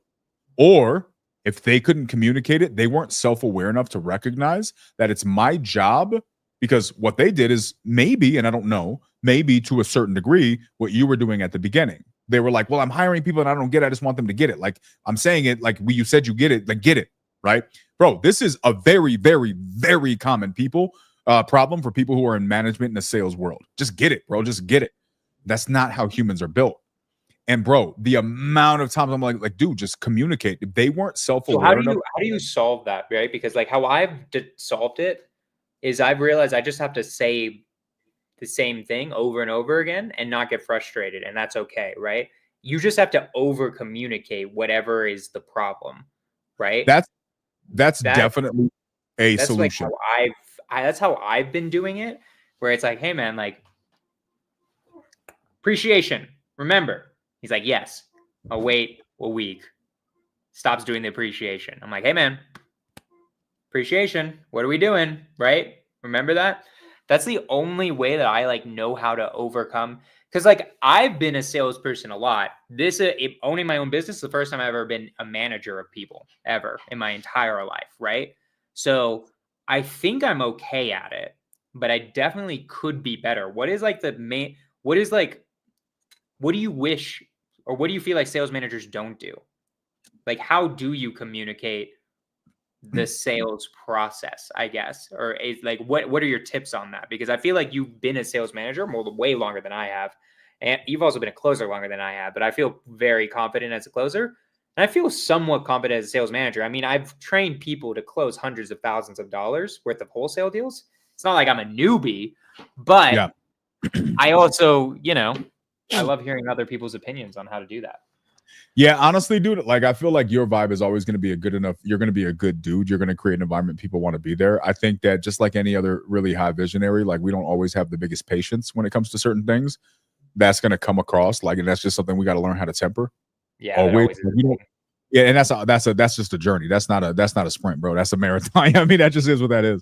But I think the other part of it, bro, is really going to come down to self-awareness. Just understand if you like, here's the point, bro. Here's really the best way to look at this, in my opinion, is how successful do you want your business to be? Okay, great. Well, if I want my business to be 100 out of 100 successful, fantastic. What percentage of that comes from sales for you? You want my business? I want my business to be 100 out of 100 successful. Okay. Yes. How much of that comes from sales? Yes. Compared to what the other parts of the business, like operations and dispositions and all of that? Sure. Probably like 70. Okay. 70. 60 to 70. So that means that the great majority, and that's not even including if you factor sales as a part of dispo, right? But let's call it 70%, the great majority of your business literally lynches on your ability to effectively communicate sales skills in your organization. This is where people don't do this now. Okay, fantastic. Then the next question is, out of a 1 to 100, how well do you rate yourself as a sales trainer? Here's the issue. How do you go through the success at that? Because if it's based on my ratio, 1 out of 3 act managers ends up closing and making a lot of fucking money, right? Mm-hmm. So if it's all my fault, which is in my opinion how every business owner should think about it, it's either my fault that I hired them, or it's my fault that I didn't train them right in the end, right? That would be 33%, basically, based off of those numbers. If I was the best person at it, then it would be 100%. And this is where I'm going to throw out there, and this is going to be a little bit harder for me to prove, right? So let's just call this my opinion. I think this is more than just my opinion, but we'll call it my opinion for the sake of argument. This is kind of like that video that I just said, right? Kobe didn't miss a shot and have no clue why he missed it. He knew because he was a pro. If you're losing at 1 out of 3, or you're keeping 1 out of 3, and you don't know why the other ones didn't stick, then I would argue it's because you're not a pro enough at understanding. You should know exactly why every single. No, I know why they didn't. I do know why. Perfect. I know why it didn't work, and I'm learning along the way. I'm like, oh, I fucked up there. For instance, the car sales. I'm like, I'm realizing just because you're good at car sales does not mean you're going to be good at building relationships. Like that was that last one that I let go. I'm like, oh, you do not have the patience for this shit. I need to be talking about patience to people also in this industry, right? So no, I know almost every single reason why. Like I've learned from every single person, right? But I'm learning on the fly. Okay. So what would you say? Would you say that learning how to teach somebody how to overcome the emotional gap that stops them from being able to go from car salesperson to over the phone salesperson to the extent that that's possible? Because for some people it is possible. They just have to take that shift mentally. For some people it's not. It's just not how they're built. Knowing how to differentiate which category that person fell in, and then help them to make that bridge. Is that a factor that you as a trainer, in your role as trainer, should know how to differentiate effectively? Wait, shit. Did I lose you? Wait, okay. Do you like what you just asked me was, let me just make sure I understood what you just said. Can I differentiate? Because what you're saying is theoretically, just because someone was in car sales doesn't necessarily mean they still could be good at B2B, right? Yeah. How can I differentiate between that person versus the other person? Right? The person who won't work out? So yeah, the question is, in your capacity as trainer, because you're the owner, but you're also the sales trainer, right? Yeah. Yeah. In your capacity as sales trainer, would an effective sales trainer be able to say this person did have the capacity to make the switch? This person did not have the capacity to make the switch. Why each? Okay, yes, they did. What things psychologically needed to be overcome within them to help them be able to make that transition, right? That's what I'm saying. In your capacity as sales trainer, do you think you were skilled enough to recognize that nuance and equip them for it? That's a really interesting question. The hard part is I've probably had 9 act managers in my entire life. Okay. So because that's such a small sample size, obviously my ego wants to say yes, right? Sure. That's what my ego wants, right? The question is if I had 10 car salesmen, could I figure out which one is which? Eventually. I'd like to say yes. There are things that I know that I won't do again, right? One of the biggest issues for him was he just thought he also had cultural issues too that were beyond just like knowing how to close. He also wasn't trainable. I was like, bro, what are you doing? Stop. You have to stop doing it your way. Your way does not make money. You need to do this my way, or you will make $0 here. Yeah. And he was like not getting that. He was like, car sales made me money. I do car sales in real estate, right? So Yeah. that also taught me too, it's like actually trainability, like you being open to listening to me is probably number 1 or 2 of what's necessary 100%. 100%. in just like a salesperson, right? So if I had to give a guess, if there was another car person that came back on, one of the main things I would talk about is just I would definitely ask about patience, but I would also talk about just like how open are you to learning a new sales skill, right? Like, are you open to learning a new process? Because this is going to be a very different process, right? Those are the main 2 that I learned from him, right? Every single salesperson that doesn't work out, I learned something generally, right? So can I do it every time? Ego wants to say yes. Probably not every single time. So far, just numbers. I mean, I got to just look at the numbers. 1 out of 3, I'm right. So far. Here's what's interesting about that. Let's say you ran a business that required you to have a tractor because you ran something on a farm. Whatever, yeah. And your efficiency and your ability to be most productive in your farm weighed on how much you were willing to invest into that tractor. You bought a shitty tractor for cheap, your revenue is going to go down. You buy a top of the line tractor, right? We get this. In the tractor example, if you have the capacity to do so, what tractor are you buying? The more expensive one. Perfect. Okay. You're a contractor, right? And you're cutting stuff all day long. There's cheap saws and there's expensive saws. You got to get through a bunch of stuff throughout the day. Which tools are you buying? The nicer ones that make your job most effective and productive, or the cheaper ones? The ones that make your job easier. Fantastic, right? In the tractor example, that is the biggest part of your business. So you want the best of the best to be used for impacting the most important part of your business. Same with tools and same with pick an industry. But here's the problem. Do we do this in this industry? And I would argue for many of us, no. Because you just said that the most important part of your business is sales. But you're not using the best of the best to teach your salespeople. You're winging it and learning as you go. As an entrepreneur, that is an understandable journey. I get that. But then you got to ask yourself, how much money am I losing by not buying the nice tractor because I'm trying to learn how to become a tractor myself? So where do you buy the nice tractor for sales?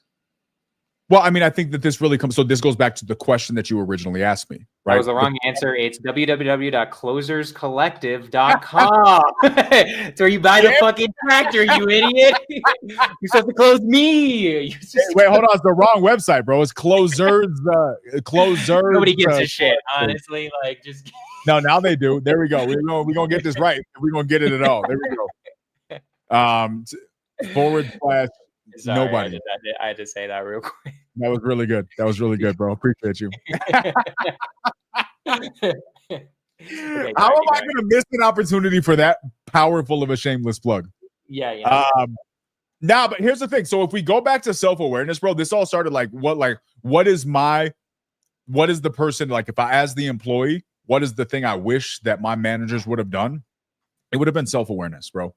Recognize if you are not skilled enough to get your salespeople to the place that they need to be, so you stop raging out on them because they're not there yet. If you are the person, get them there and don't blame them because they fell short, unless they're just not doing their part. If you're not the person, acknowledge that you're not and give them grace while you both learn together.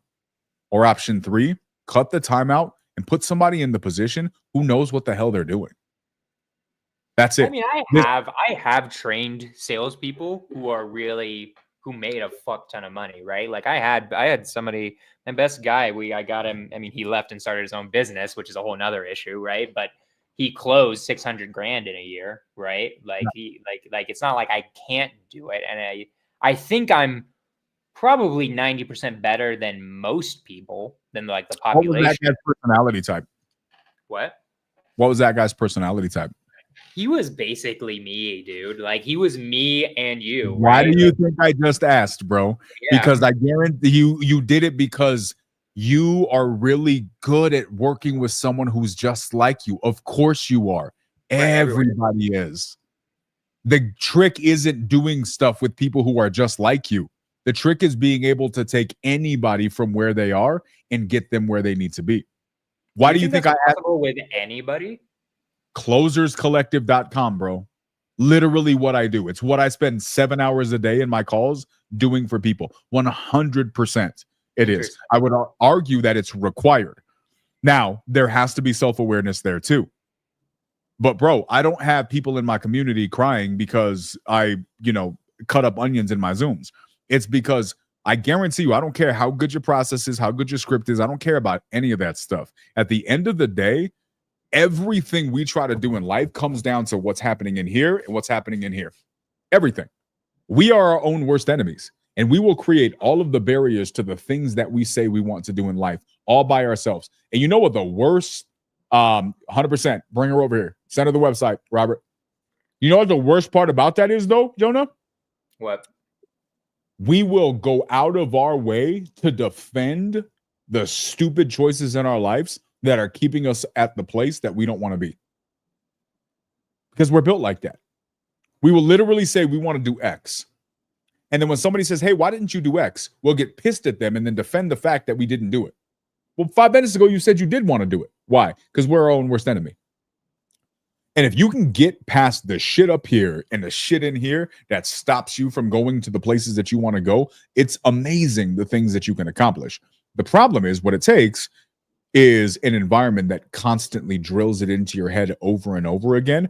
And more importantly, that is capable of recognizing the source of the problem. That's hard to do. Not everybody can do it. Way fucking harder than just finding people who are me. Yeah, I feel like I would just find people who are me is what you're teaching me. It's like, wait, let's just fuck everyone else. Like, that's true. That's option 2. That's option 2. Here's the option 2 sounds way easier than whatever the bullshit you just said. Do option 2. Definitely option do option 2 is just find people who have my personality and make it work with them, Like, here's the problem, bro. Other than your liberal views on politics, you know how many Jonahs I've met in my life? I don't know. 0? 1? How many Jonahs have you met in your life, bro? I don't know what you mean. 1? How many people have you met who are very, very, very extremely similar to you? Not many. That's where you're there you go. Yeah. There you go. There's going to be your problem, Pumpkin. I've worked. I don't know. I feel like that sounds a lot easier than trying to get people not like me to fucking be. Hi, bro. I don't know. Get dry. I mean, yeah, I don't know. Like, I get what you're saying, 100%. That's like an interesting thing, right? Do you really feel like, here's the thing. Okay. Anyone I think could be a salesperson, right? Just in the same way that anyone could be like an operator, right? To an extent, you and I can do operations, right? But like it's not our natural strength, right? So with that keeping in mind, it's different for your community, right? For your community, you just want to teach people how to close no matter what type of personality you are. I get that. That makes sense. But for like a business, you should still definitely try to go with someone who their natural strength is sales. 100%. Yeah, definitely. 100%. Yeah. Okay. Okay. I'm just Yeah, thinking out. no, I agree with that 100%. I would not encourage you to go be finding introverts and try to convert them into closers. So Yeah. you can make, Yeah. that's not a solid business because, model. yeah, like just for no reason. But your biggest issue, Jonah, is being able to navigate the difference between your journey as a salesperson, leader, and a business owner, and their journey as an employee on your team. And when you combine those things and make them the same things, there's overlap that doesn't serve you. There's overlap that doesn't serve me? What do you mean? That does not serve you. Yeah, because you're trying to navigate your growth as an entrepreneur, as a business owner, and as a leader at the same time as you're trying to teach them. Well, that means you're just both learning together. And there's nothing wrong with that inherently. But there's also going to be shortcomings that come with that, because that means that you're going to have salespeople who are sitting there and they're like, bro, I'm hungry. And you're like, yeah, but I had to eat all the stuff because I got to run the business, right? You don't have enough resources to deploy because you haven't mastered that skill area yet. So which goes back to the same question. What percentage is sales as important to your business? Well, then you have to ask yourself, how is that at the level of importance that it's at? Is it worth winging it on your own and learning as you go? Or is it worth investing into the expensive tractor, right? I can't answer that for you. That's a very personal question based on where you are, how you grow, all of that stuff, right? But that's when you say, what would I would have wished for? That's self-awareness to know the answer to that question. I think you're so self-aware enough, I think, that you would be honest about the answer to that question. Whether you act on it is a different thing. But I think unlike many of the sales managers, you're not going to rage out at them the way a lot of sales managers do. I never rage out. I just like remind them, it's like, look, like this just is what it is. We got to be doing X, Y, and Z. We have to be hitting KPIs. How can I serve you to be doing that better? What's the issue? But when their answer is, how did you do that? And you're like, I don't know, I just did it. You're not serving them. Right. It just depends on what it is. So like, I just tell like, here's, okay, what do you think of this? Right. Because this is like how I teach, right? Tell me what you think of this teaching method, right? We'll go over a call that they want me to listen to for whatever reason. Maybe they thought they fucked it up. They're like, dude, how was I supposed to handle that, right? And then I'm like, okay, let me listen to the call. Listen, I write down where I know the issues are, right? And then I'm like, okay, let's do a role play. I want to be you be the agent. And I'm just going to respond how I would respond to solve this problem and hear the differences. And then you just copy me, right? Because I know this shit works to close. Now, I don't know how well that works because you're making some good points about personalities. Yeah, right? It won't work. So then what do you do? You teach them. This is because the answer. I literally learned that from Pace. You said Pace's name. Like that's because that's what Pace does. It's like everyone just watches him call. Exactly. And who the fuck is actually some people that, and there's some people that nobody's doing that. How the hell are you gonna be a Pace Morby, bro? Pace Morby is a 4-leaf clover, dude. Ain't nobody, like, you can't duplicate that, right? You can't. It sounds fantastic, but the level of nuance that Pace is deploying in those conversations is unlike very, very many humans on the planet. Pace and I have had this conversation because I've not met many humans who understand human beings the way Pace does. Pace and I are very similar in that regard. So that's just not something you can't say, just do this, because there's 74 layers in that. It's not that copy and paste, right? So here's the issue. Like when you say, well, can they just do that? Here's why it won't work. Let's say we have 5 new acquisitions people here, right? And me and you are partners. We just started a business. Like, all right, guys, every single one of us going to Disney World. You want to succeed in this business, you're going to meet me at Disney World. You don't meet me at Disney World, you don't want it. Fantastic. Well, Jonah, by definition of you being the leader, what are you going to do? You're going to give them the destination, the directions to Disney World that you used. Right. And how do you know they work? Because they worked for you. Right. You used them. They got you to Disney World. The only way that works is if they're all in Denver, bro. What happens if one's in California, one's in Ohio, one's in New York City? What's going to happen? And I'm going to ask this, and let's say it out loud because we already understand, but let's say it out loud for the sake of saying it. If you give them the directions that worked for you and they're coming from different places and they follow the exact same directions, will they end up at Disney? No. They're going to get lost 100% of the time. That's why that never works, ever. So that's interesting. So what do you do? I teach them directions from where they're coming from. Understand other people. Give an example outside of the analogy. Like, I want to hear like an example for that. I'll give you an example. I'll tell you, this is what I do every single day, right? When somebody else is in my community and two people bring me a seller call, we've done this where somebody will take the call and we'll do like role plays on the exact same situation. If 3 people bring me a seller call and 3 people make the exact same mistakes, one would argue they all made the same mistakes. I'm giving one feedback, right? I don't. I'm giving everybody completely different feedback. Why? Because the thing that caused her to do that is completely different than the thing that caused him to do it. What caused her to do it? She's introverted. She's a little bit more quiet. She's not very comfortable speaking her mind. So the reason that she didn't say it the way she wanted to say it was because she's dealing with deep-rooted insecurities that made her feel like she didn't have a voice and she couldn't communicate in that fashion. So the way I have to coach her on that, the style in which I do it and everything has to be different, because even though they did the same thing, they did it for drastically different reasons, which means that the solution I give them is going to be different. I have to teach this person over here, you have to work on feeling self-confident. You got to work on your voice. You got to work on feeling like you have the right to be a part of that conversation because you deserve to be there. That's my feedback for them. Over here, this person didn't say it because they are really, really married to their process. And they didn't want to do that. They didn't ask that question because, well, the process says I needed to say this. Well, why are you doing that? No, you're too married to your script. You need to learn how to let go of your script. That's why you needed to say that, because of this person, right? So even though they all make the same mistake, they will make that same mistake for drastically different reasons. Why?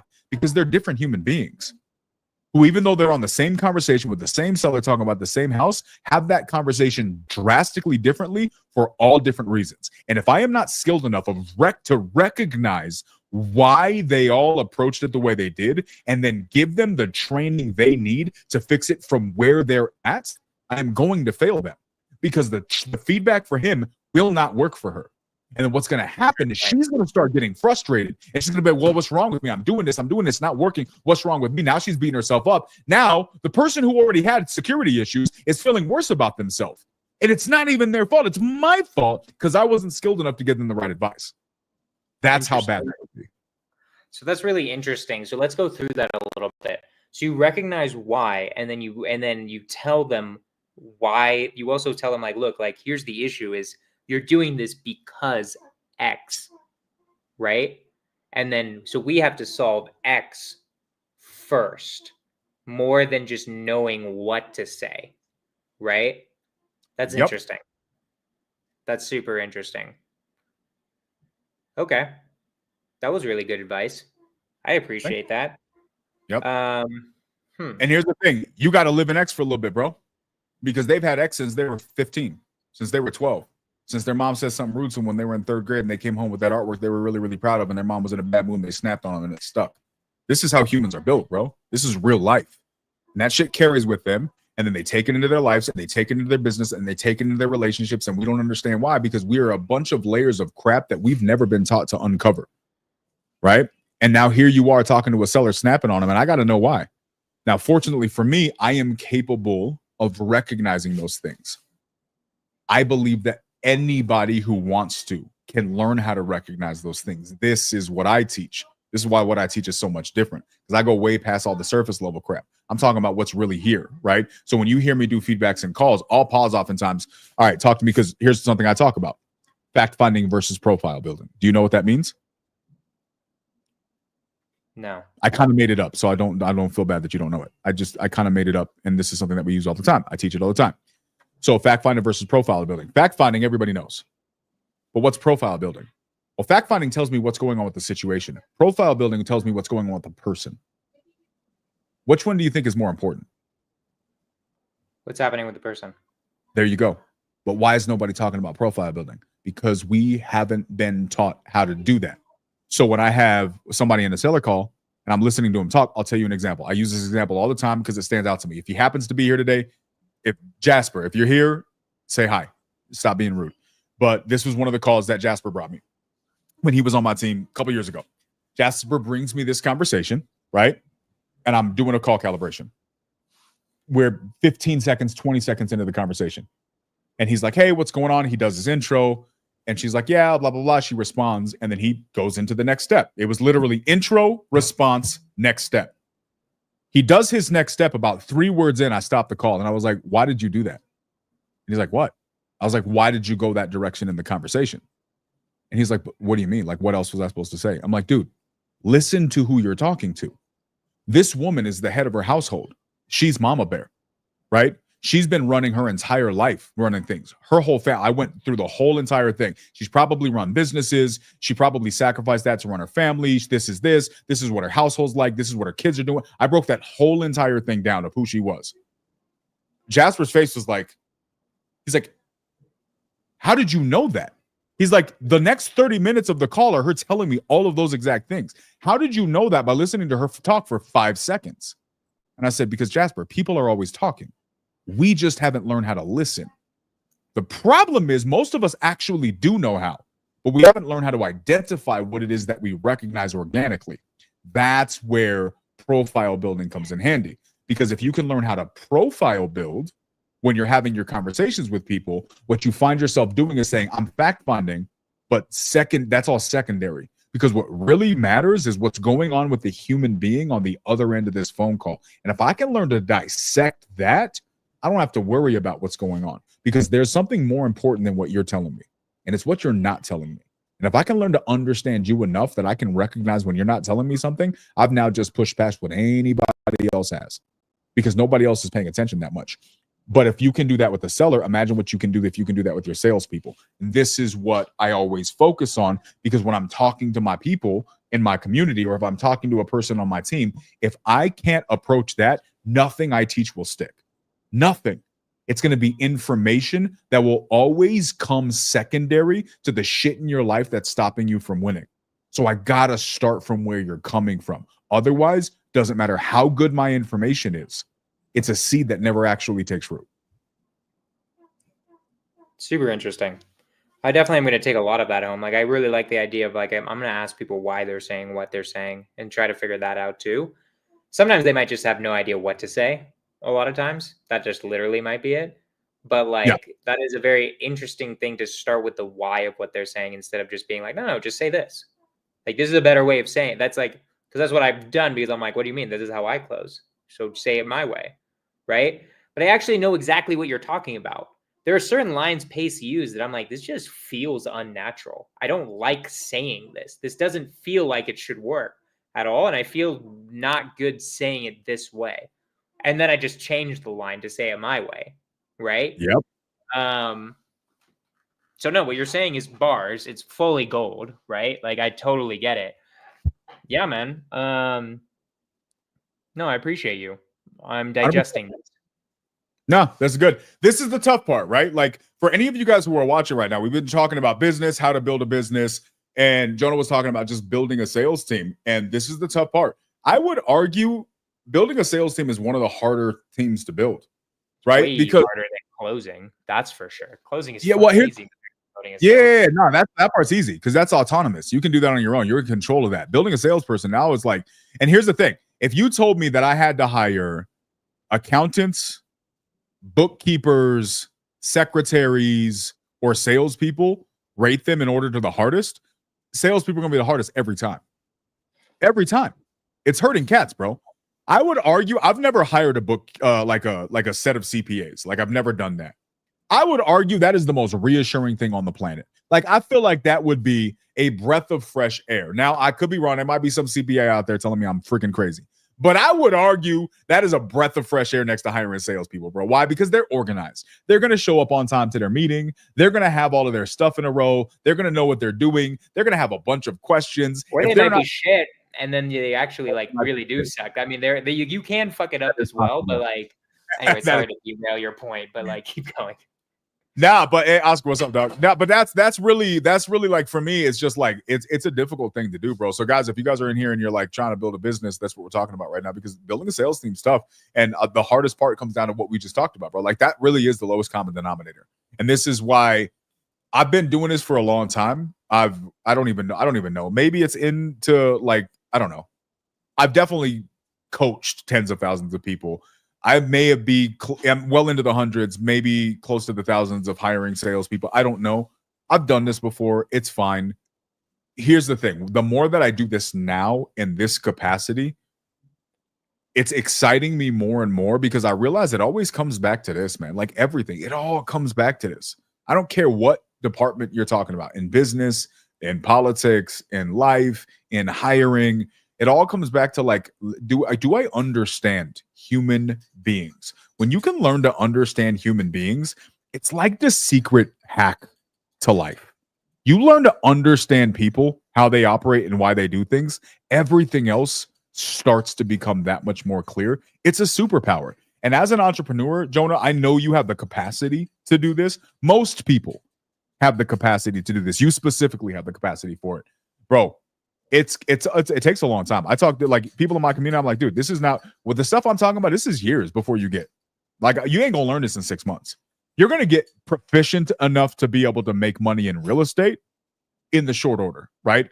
My guy that made 300 grand last week, he's been in my community for like 3 months, right? He went from wherever he was to 300 grand in a week. It definitely his biggest month ever, right? So it's not going to take you forever to learn this well enough to learn how to close deals, but to be able to use it to where it's like, I can now, there is very little situations I don't understand. You can't control other people. You can't do that.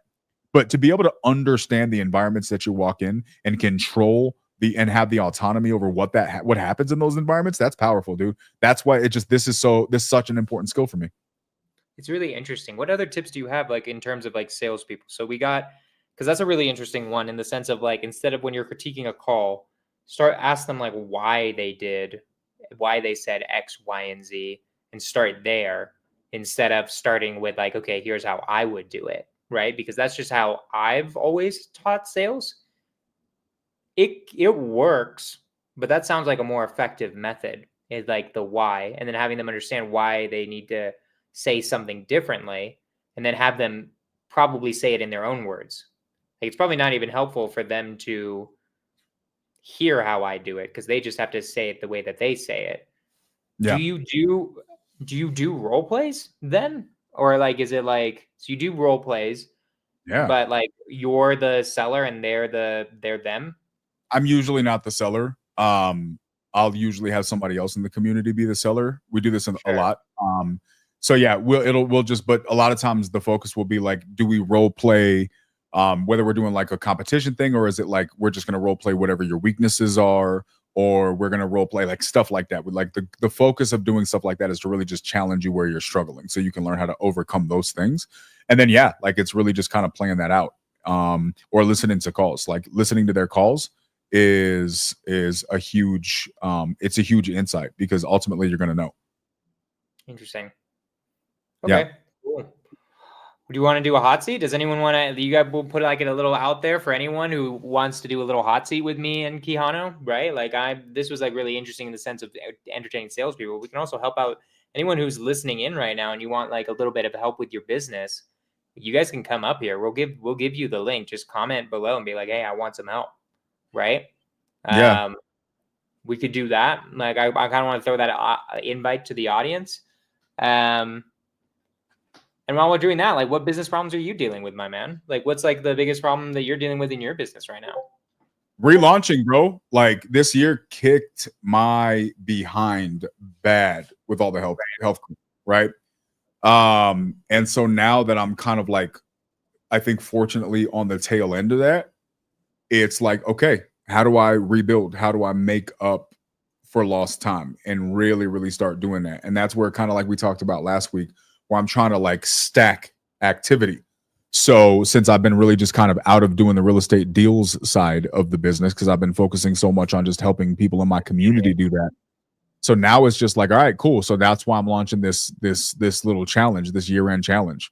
where I'm going to be just starting from scratch, bro. So that part's fun. Building a direct to agent business from scratch, direct to seller from scratch, JV from scratch. And I'm just going to do it live for anybody who wants to come and hang out and be a part of it. And I'm going to help people. And we're like tracking it for everybody in the community and getting that going. So like just building that up. But that stuff's nuance, right? Like launching things and getting emails out and like doing all the things. I'm building a CRM, I told you, which is really cool. I got that You're doing almost a lot. Do you have like, do you have a lot of, do you have operations people helping you out with this? No, Yvonne helps me. And I have me, and then I have anybody in the community who I'm working with to do JV. That's it, dude. Like again, when I say I'm starting from scratch, I really, really am to a large degree. Now, do I have people I could reach out to for help? Yes. But as far as like an internal team, not yet. But that's something I got to build. I got to build that out. I got to build it. That's why I'm doing it. I'm just curious just because of operations, right? Because like the one thing that I've been good at, that I feel like I've done a lot better than a lot of other people just in real estate, is understanding how to make really good operations people, right? I partnered up with Tyler Wanaka, you know him, or maybe you've heard of him, right? And that didn't end up working out. But I did see he actually is a really good operator, and I did see like what makes a really good operator, right? I now have a VA who's basically my COO. She handles all the tech issues with Simple Send. She handles everything tech related wise, right? But she also creates things for me, right? And manages things for me, right? She does all the one-on-ones with the VAs who aren't like, I'm the sales manager. She's like the operations manager, right? Like she's like making sure like, okay, are all the leads coming in? Like, is everyone else doing their job? Right. I'm curious. I'm curious. Have you ever thought about trying to hire an operations manager that's a VA? Yeah, that not as a VA. I do have one of the guys in my community has been talking to me about their VA that they have that he's no longer using to hire her because she's been looking for something for a while. So I'm thinking about having that conversation. But then it's just like my apprehension with that has always been managing staff is a lot, bro. Like, managing staff is a lot. And then it's just like, okay, so now I got to deal with the time difference, the language barriers, the communication style differences, and the speed at which I want to do things. Like, because now I'm finally coming back to life and I'm able to work like a normal adult. I'm trying to move fast, bro. And I'm like, all of a sudden it's like one day I did this last week. I'm like, I'm launching a school community. I decided that night. The next morning it was live and I announced it to people. That's a lot to choose and to do overnight for people to be like, oh, okay, let me keep up with that. Oh, I'm launching a challenge and I'm building 3 businesses at once. Oh, I decided one day I'm gonna build a CRM. The next day I'm talking about building a CRM.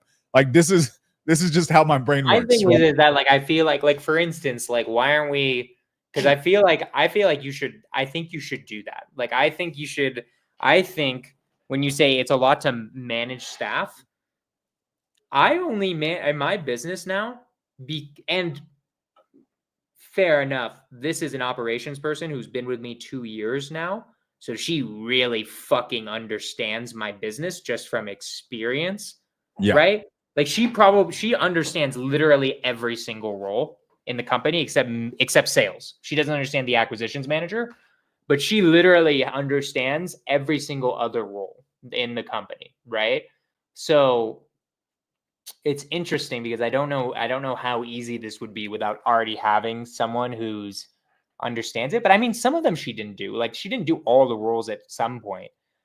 I'm saying that might be a game changer if you can find someone who like I think that's like should be your next hire if you don't have one, because I think you'd go faster even with just one person who's like a systems person.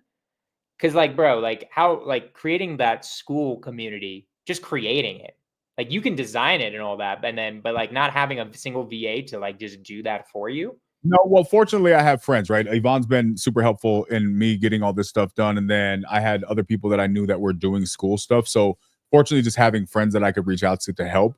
But you can't do that indefinitely, right? Like you got to have your own thing. So to be clear, you are 100% correct. I understand logically that I do need to build the staff out. The reason I haven't, well, it's exactly that, right? Like I went from dormant living in a cave, like with my health to, okay, I guess I'm waking up now. Let's just do all of the things at once. And it's just like, it's all stacking. And so, swear to God, like I'm sitting there this morning and I'm like, I'm responding to text messages. I'm drinking coffee. I'm making this. I'm doing like 74 things at once. And I'm making my to-do list. And I'm like, shit, I got 30 minutes to get all of this done. And I'm doing this. I'm doing 74 things at once, right?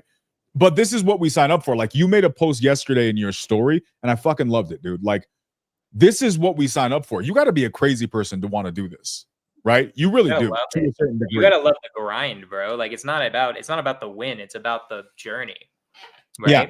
And for me, like, the prison of misery that I feel about the concept of like ever having someone like going to work for someone, like that doesn't make any sense to me, like, at all. Like, but for me, I'm sitting here and I swear to God, it's like 11:30. My community call starts in 30 minutes. I'm looking at all the things that I've done. I'm like, okay, well, I've done these 7 things that I needed to get done. Okay, but there are other 17 I haven't gotten done yet. And so I'm like doing it. I'm starting my community call and I'm doing all these different things. And so, but here's the thing, bro. I'm going to say this. I'm very, very grateful because for this entire year, I couldn't do any of that. I couldn't do it. I was trying with everything in me to do it and I couldn't. I could barely stand up. I could barely process a thought in my head, right? I think you probably seen me a couple times show up to this thing. I think there was one day you were like, dude, do you want to do this, right? Because I've had some very scary days, bro. Yeah. And so, like, in all of this, like right now, I'm not at 100%, but I get these glimpses of being in the right path. He's actually a liberal. Like, he's just every single time he's just having, like, he's being a conservative. He's just having a bad day. Like, he's just like, oh, immigration, fuck. God damn it. They're in the hotels. That's what it is. That's what it brings me back. Now, but like, so honestly, bro, like even today, like when I look around at my life and I look at what I understand, like what you're saying about like the way things should be, and I'm like, bro, it's a hot mess, right? Dude, but I think you should hire an operations manager. Like, literally go. It can be a VA. There are VAs that are good enough to do this. That will be revolutionary. If you hire, it doesn't even have to be an operations manager at first. It could just literally be a systems engineer, right? That might even be better for you right now. I think I don't know why. Like, I just had a feeling based on what you're saying with like the problems in your business is because I can't imagine how I would get, because I do a lot of things too, right? Like, I do this podcast. I do, I have my own coaching. I'm doing like one-on-one coaching right now. I haven't gotten around to creating a coaching community. But for instance, Melissa, who's my operations manager, I was like, dude, I don't really want to fucking design this course, this Skorch method and create a community. Like, Melissa, can you create everything and just tell me what I need to record? And then I'll go do the recording. Oh, that would be a game changer, dude. Yeah. You plan it all the fucking out. She's literally like, dude, let me just show you what she, like, hold on. Let me show you what she created to just tell you, like, I want to convince you to make this hire because I think this, like, I'm very intrigued by what you've told me about sales manager stuff. So I want to show you this real quick. Like, let me just show you what she's created so far. This has been in a week and like, you have to find the right person. Right. But she was the one who was like, hey, how am I supposed to help him? I'm like, Melissa, go figure the fuck out, okay? You got this. I believe in you because I'm not gonna be able to help you at all. Where's the course? Wait, hold on. It might be in our direct messages.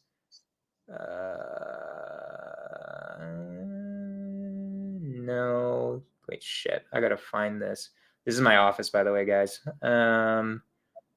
That's ACK manager position, Dispo manager position, Skorch methods. That's the one thing. She created all of this. Oh, nice. I was like, go into the trainual and turn it into a course. And she just Holy crap, dude. She created all of this in like a week, bro. How much do you pay her? $10 an hour, $10.50 an hour. She's so fucking worth it.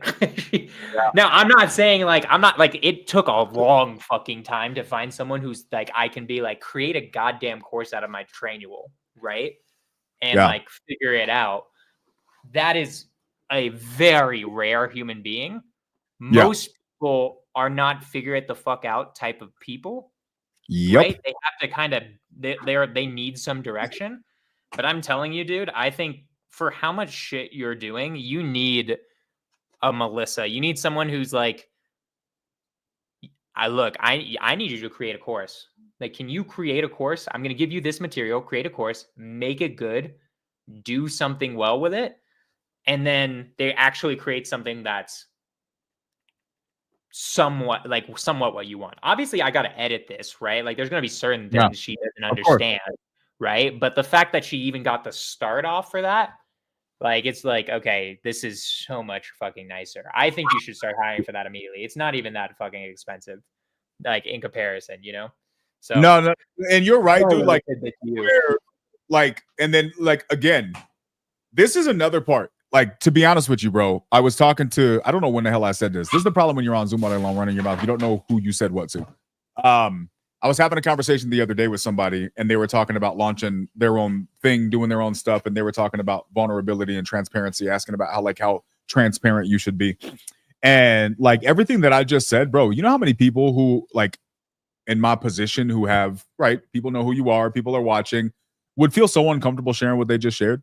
Like, essentially, I just said I've been just a piece of shit for the entire year, essentially, right? And it doesn't present the same image that people think they need to carry. And I'm just so good off of that, bro. Like, I'm really good. Like, I don't need to fake and posture and pretend and do all these different things. I'm going to do what I'm going to do. What I'm good at, don't try to compete with me, right? Because I promise you, you will never be better at being me than I am, ever on the fucking planet. Try your best. You're going to lose. But I will never be a Jonah Corchin. Have you ever seen me bald? I could be a good Quijano. Bro, you could crush it. I ain't gonna lie. If there was somebody like probably, I don't know. I could fuck it up in New Mexico. You know what I'm saying? Like, you had a business, you'd be good. I would recommend it. You might keep going. But no, bro, like this is the thing, and it's just like I'm just so good off the posturing and pretending. Like, bro, like guys, like people go through stuff, dude. There's so many fucking people in real estate, guys. If you see on social media someone's doing $1 million, they are doing half of that or less. if that. Yeah, bro. They are doing half of that or less. Just keep that in mind. Bro, you get to the point where you can look at some of these HUDs and you can do some quick math and just be like, no, bro, stop it. This like, no, you did not. No, you're not. Right. Like, just no, you didn't. But here's the thing, bro. Like, it is what it is. And people are going to posture. But the reality is life is hard. And life's going to throw shit at you. And it's going to mess you up. I don't measure a person like a lot of people, and I talk about this a lot as well, right? Like somebody had asked me one time about I don't even remember we were talking about this. I think it was maybe in the community, and they were like, somebody was saying something about how many deals people have done or this and the next thing. And I was like, bro, like, you think that's a flex to me? Like, if you come to me as a coach and ask me how many deals I've done, you're asking the wrong question. But we're so enamored by how much money somebody's made that we think that's the measure of who they are as a person. The answer is 2. That's why he doesn't want you to ask him that. 2 deals. Don't ask me that. I've only done 2 deals. That's it. Keep going.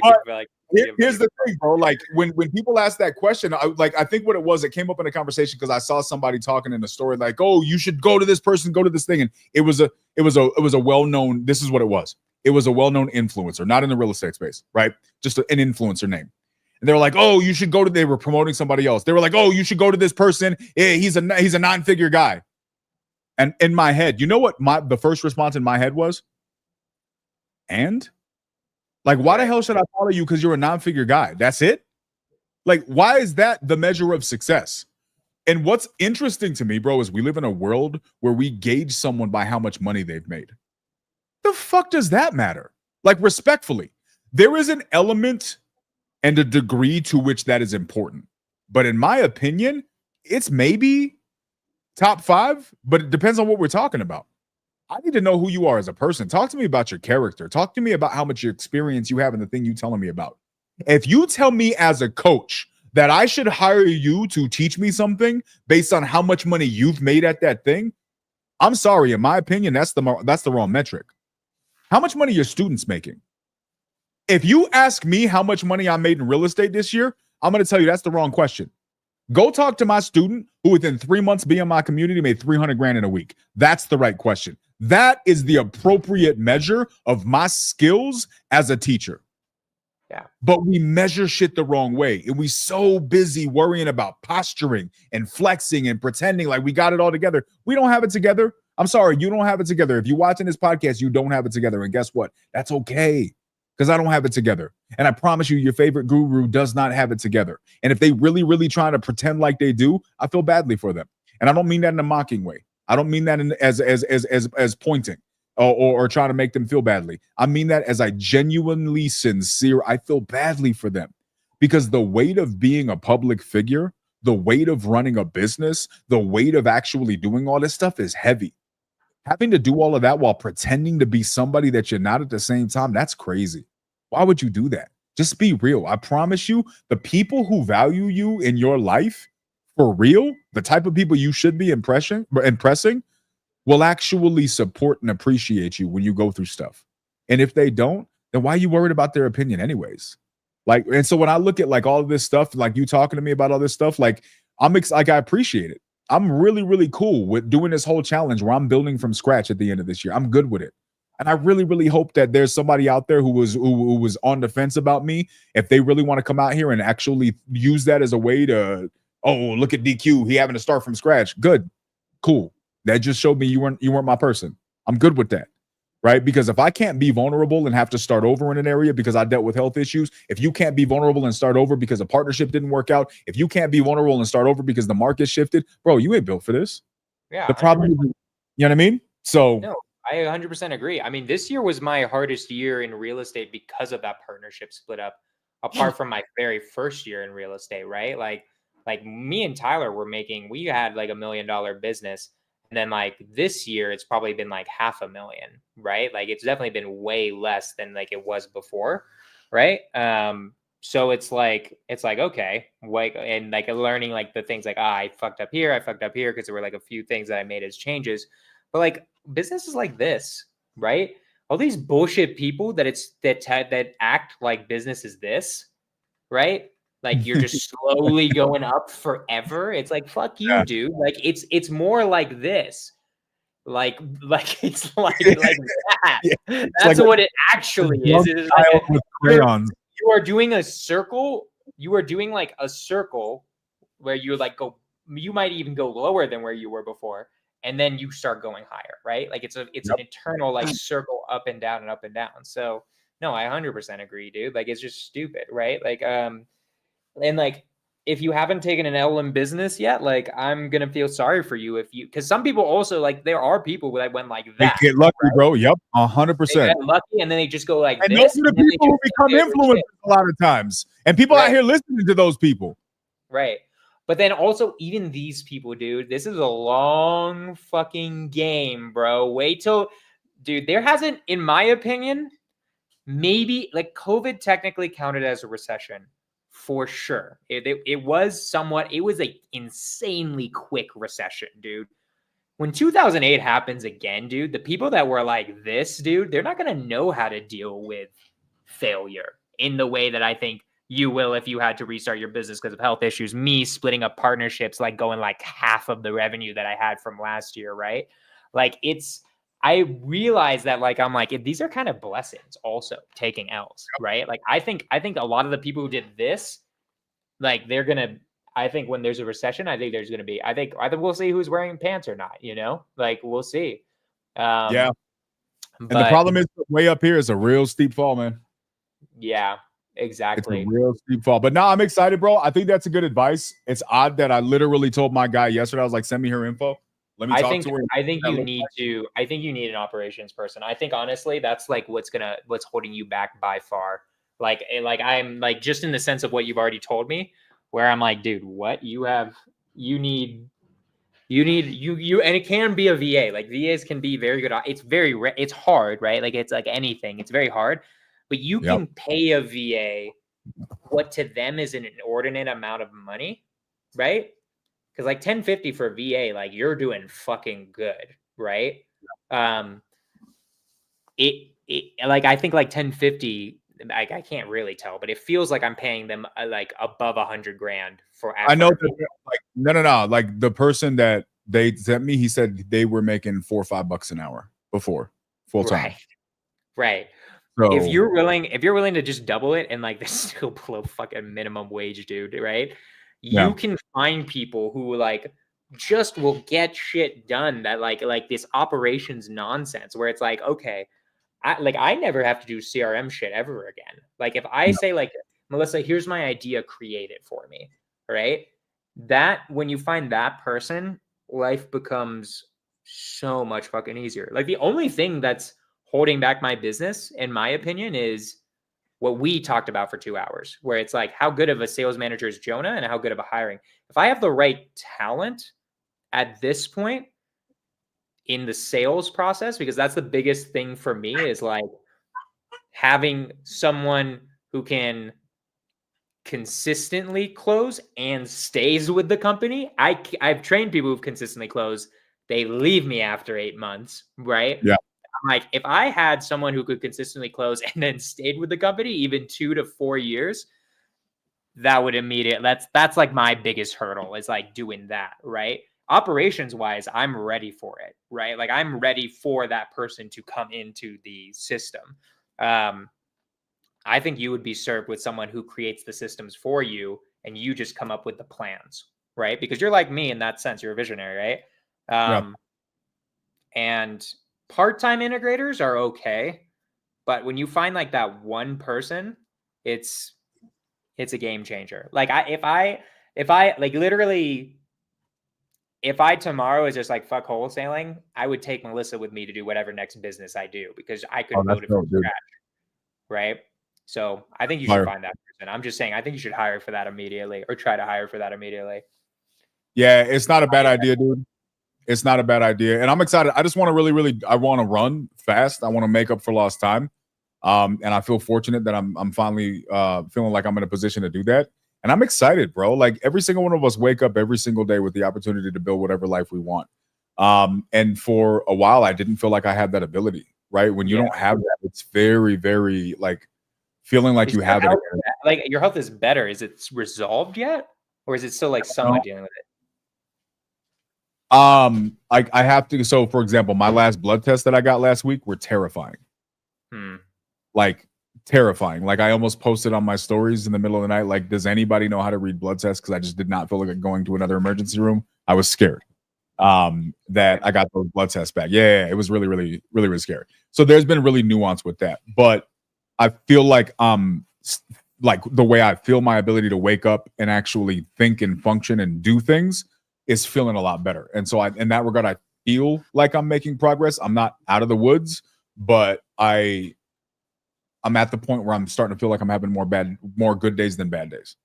Well, that's good, man. I'm happy to hear that, because it's obviously hard like on the outside to tell if how someone's doing health wise and all of that. Like I knew you were dealing with health issues, but like sincerely from the bottom of my heart, I really am glad that you're doing at least somewhat better health wise, and I hope like whatever you're doing keeps improving it, right? Because that's garbage, right? That's the one thing that I am really grateful for, is I'm 29, no serious health issues.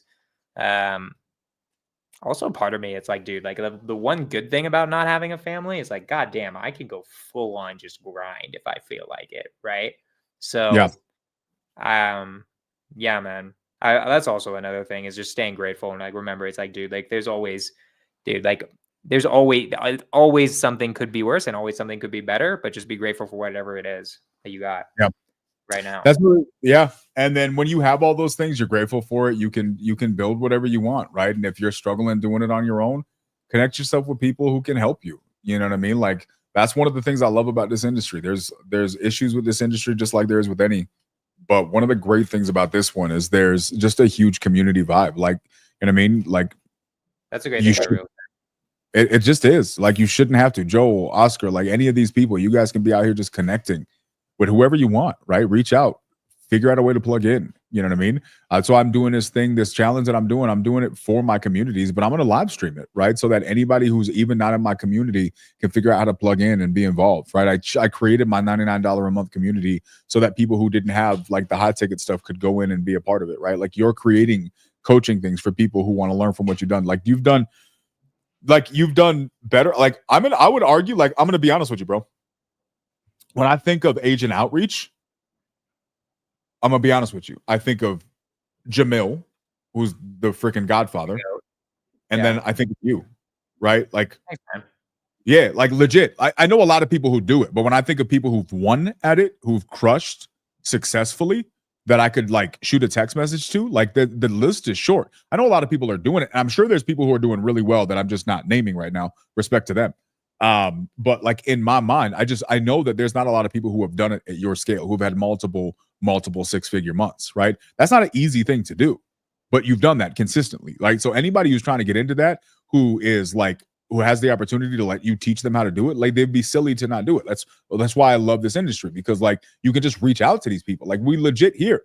Like those people, if they were here, they could have just come up here and got free advice from you. Like this is crazy. This industry is crazy for that. Ain't nobody out here going and talking to Alex Hormozy. You know what I mean? Like you got to win the school games to do that, bro. Like, yeah, no, it makes sense. I mean, I get it. Like it is interesting in the sense that like for instance, I've like helped other people too, like who I'm just curious, like for instance, with other industries, like I have a friend who's like trying to start like a wine business.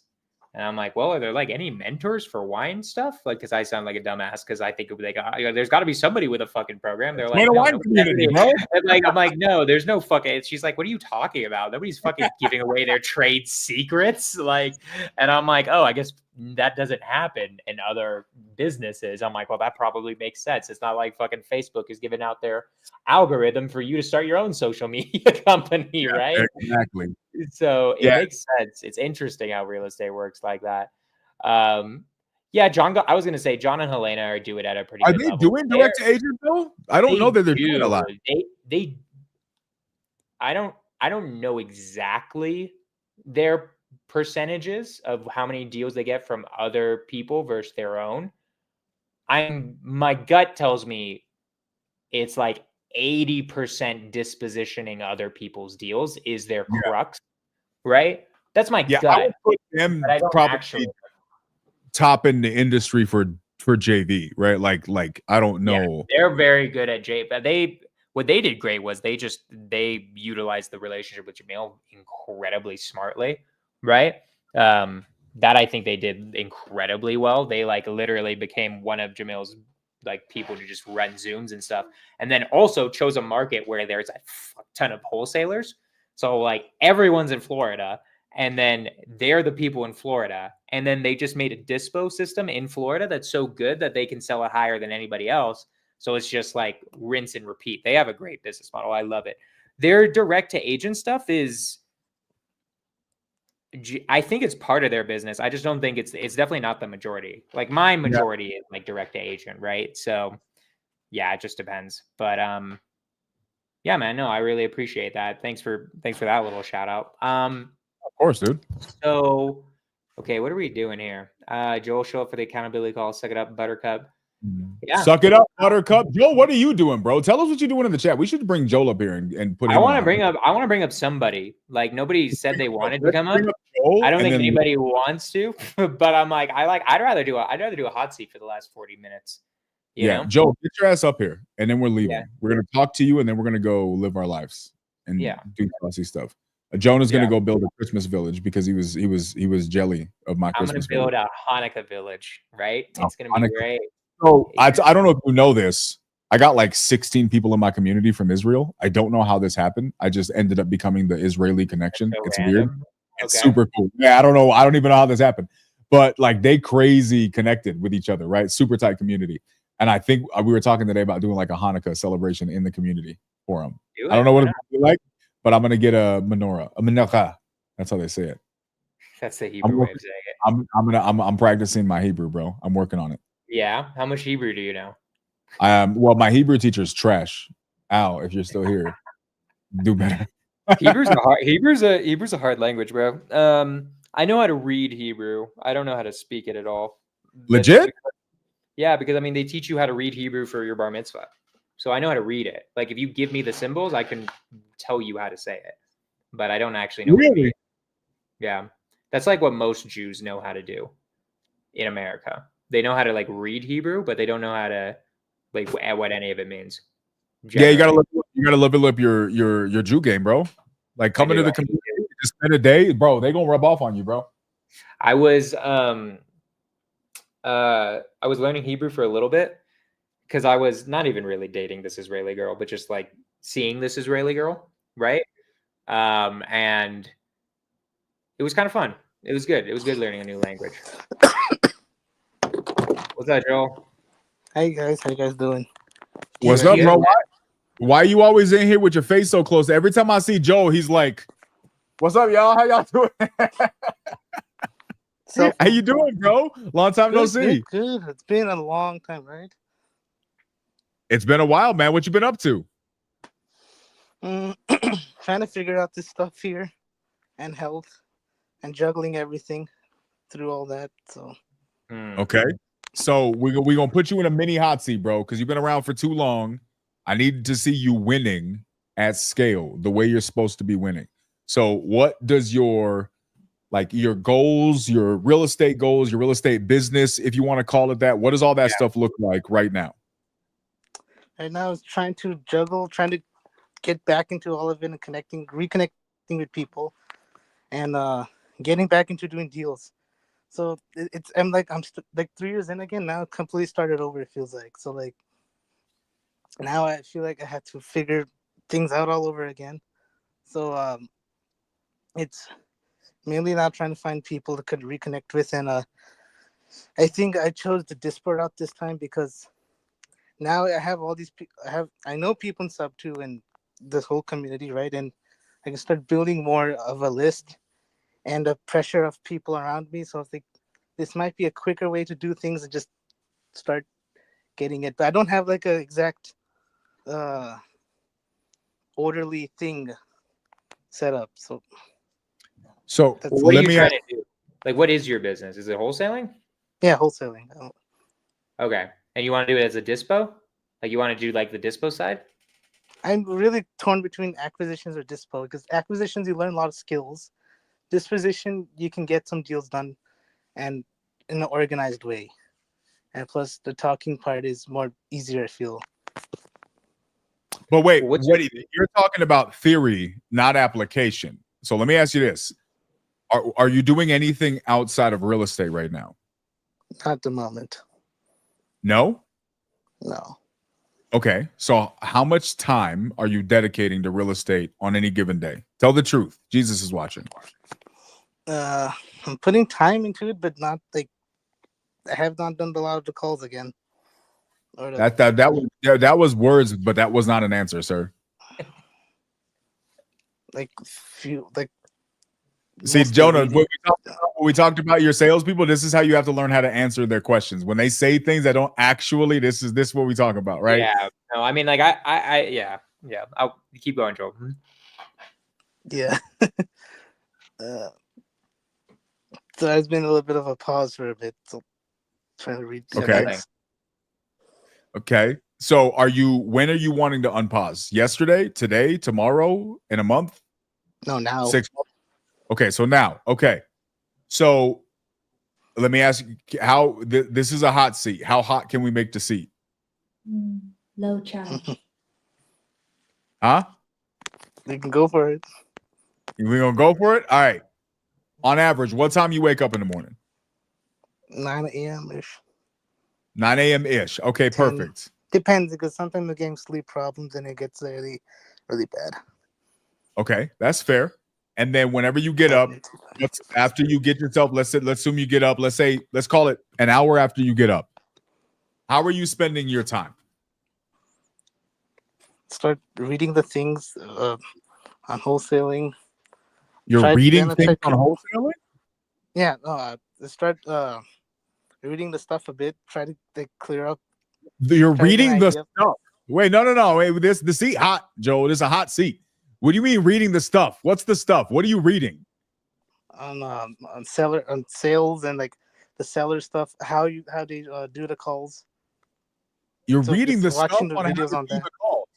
You're watching videos all day. Now we figured it out. Jonah, when you're gonna do a bunch of deals, how much time do you spend reading the things and the stuff? I literally spend 0 time reading anything ever. 0 time reading the things. It's interesting. I also spend 0 time reading the things and the stuff. How much time you think Jamil's spending reading the things and the stuff? 0. Also 0. Okay, so Joe, just based off of the 3 examples we have, your goal is to be successful in real estate, but 3 people you know who have been doing this for the while, none of them read the things and the stuff. My question to you is then, Why are you reading the things and the stuff, sir? I feel like I'm confused on where to like get the words, or like I'm trying to do it in a short amount of time possible, but also trying to learn the stuff, the skills to speak to people.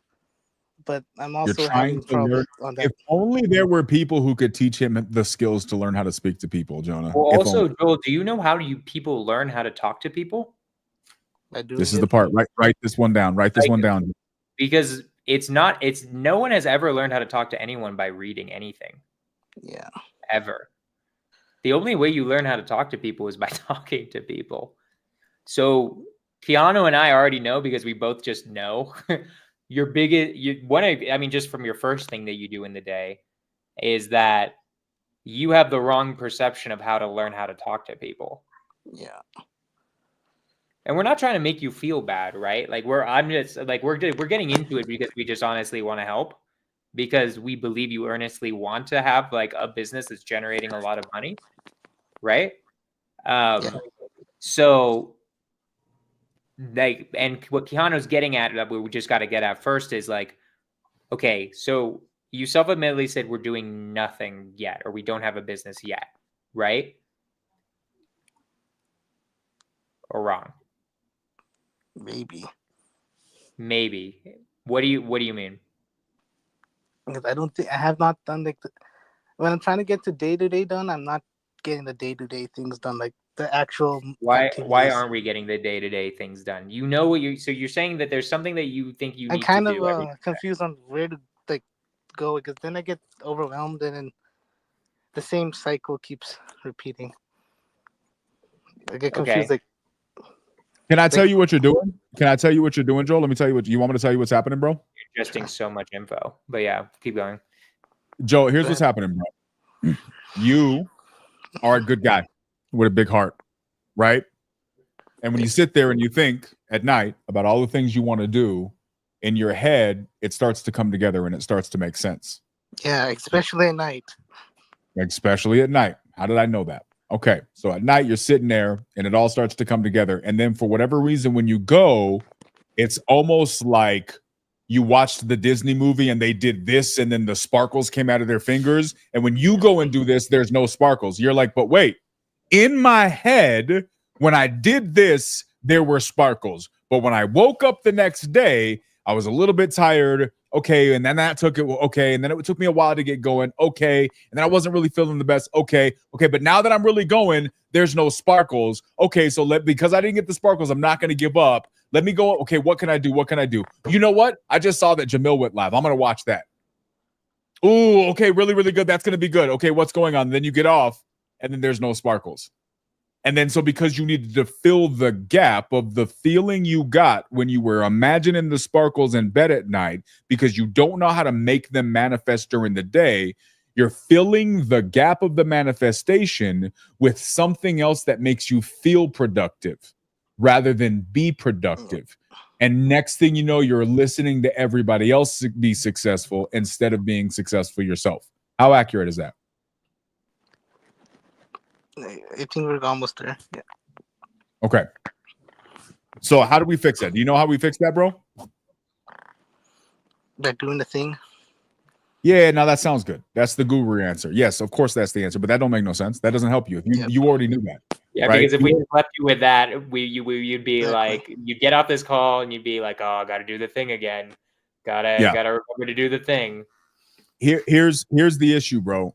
Here's let's use my little sparkles example from the Disney movie and let's translate that into real time, right? This is the part that nobody sees, right? This is partly why I'm doing this little challenge that I'm doing. This is partly why I focus on this stuff, because what you don't realize is those sparkles, let's call those sparkles deals, right? The magic is in the deals. Oh, how did they get this deal? How did they negotiate this? How does it all that? Here's what you don't see, bro. Your head says, here's all the things that I can do. But your head seeing the end results, right? The success that you know is possible because you've seen so many people do it. You've seen the comments on Hotline, right? You've seen the people come up and say it. You know it's possible. And so what you're doing is you're building the house with the end result in mind, but you don't know how to design the plans. and then you Exactly. don't know where to put the bricks, and then you don't know how to actually find a contractor, and then you don't know how to actually put the bricks together, and all of those different things are where you're getting lost. And so what happens is Too many Jonah's different things. there's too many. There's a million different things. The Jonahs of the world, that's where he lives. Because Jonah, when he hears all those sparkles, he hears something different. He's like, okay, that's cool, but how do I do that? And he says, I don't care about the sparkles. Fuck the sparkles. How did you make it sparkle? And this is why Jonah wins, because Jonah's concerned more of how to make the sparkles than the sparkles themselves. You're focused on the sparkles and you keep doing the thing with your hands, but it's not sparkling. Because why? You need to relearn or be taught what the steps of the process are. And you need to have somebody that's willing to work with you to go with them. Now, here's the couple things that you're going to run into with doing that. Let's say tomorrow morning, you had someone that was saying, all right, Joe, hop in the whip. You're coming with me. We're going to show you how to do the things. That's what you need. That's step one. But then there's a couple of other steps that you're going to need as well. Step two is you got to be willing to do the work and get out of your head and just do the things, even if it doesn't match the dream in your head. That is a muscle memory change, right? Why do most people not get in shape? Because there's the act of saying I want to be healthy is not the same act of getting healthy. Correct. Right? So you have to learn how to exercise the act of getting healthy, not the one of wanting health. Agreed. That's not the same thing. So if somebody comes and says, get in the car tomorrow, they're going to show you all the things to get healthy. But if you're not willing to do those things consistently, that's going to be the struggle. And then two, being willing to allow your brain to relearn a different set of processes, that will be hard as well. Here's my question to you. Would you be willing to learn those things if you could? Yeah. Like, yes, period. Yes, exclamation mark. Yes. Like on a 1 to 10. On a 1 to 10. 7, I can say. 7. Interesting. That's an interesting number. Why would he say 7, Jonah? To me, that means that you want it, but you don't want it that badly. In my head, a 7 out of 10, that tells me that there's something holding you back from learning, which is what kind of where I also wanted to ask you some questions is what I wanted to ask you was, so first off, like, do you actually not know how to do the thing, or is it that you don't want to do the thing? Like, I'm kind of curious if you actually, because there's two different problems that I don't know you as well, Joel, as maybe Quijano does. Have you ever done any education things, and do you just like, or do you have no idea how to do the real estate things, or is it just, so let's start there. I got an idea on how to do the things to an extent. Like even last year, I did the calls when Pace told me to do those. Then I did have a good idea on how to do some of it. There is something I think this is what Quijano was getting with the 7. Kind of now because a little bit not in the practice again. It's kind of like other things came to wait, and I'm like because me and him would absolutely say 10 out of 10 for what the fuck we want, right? There's absolutely no doubt in our mind. It's obviously 10 out of 10, right? Why the fuck are we doing this if we're not going to do it, if we're not going to fucking do it, right? Like, I agreed. 7 out of 10 tells me there's something preventing you personally. There is something emotional or something happening in your life that is preventing you from wanting to do this business fully, right? And that is something that's just a personal thing of like, what is it personally right now that's making it a 7 out of 10 versus a 10 out of 10?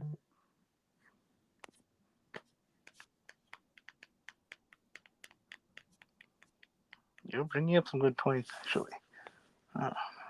And you may need to think about that, right? You might have not thought about that. I think there's a lot of self-awareness that would need to happen. Something feels like it's holding me back, but I don't know what it is holding me back.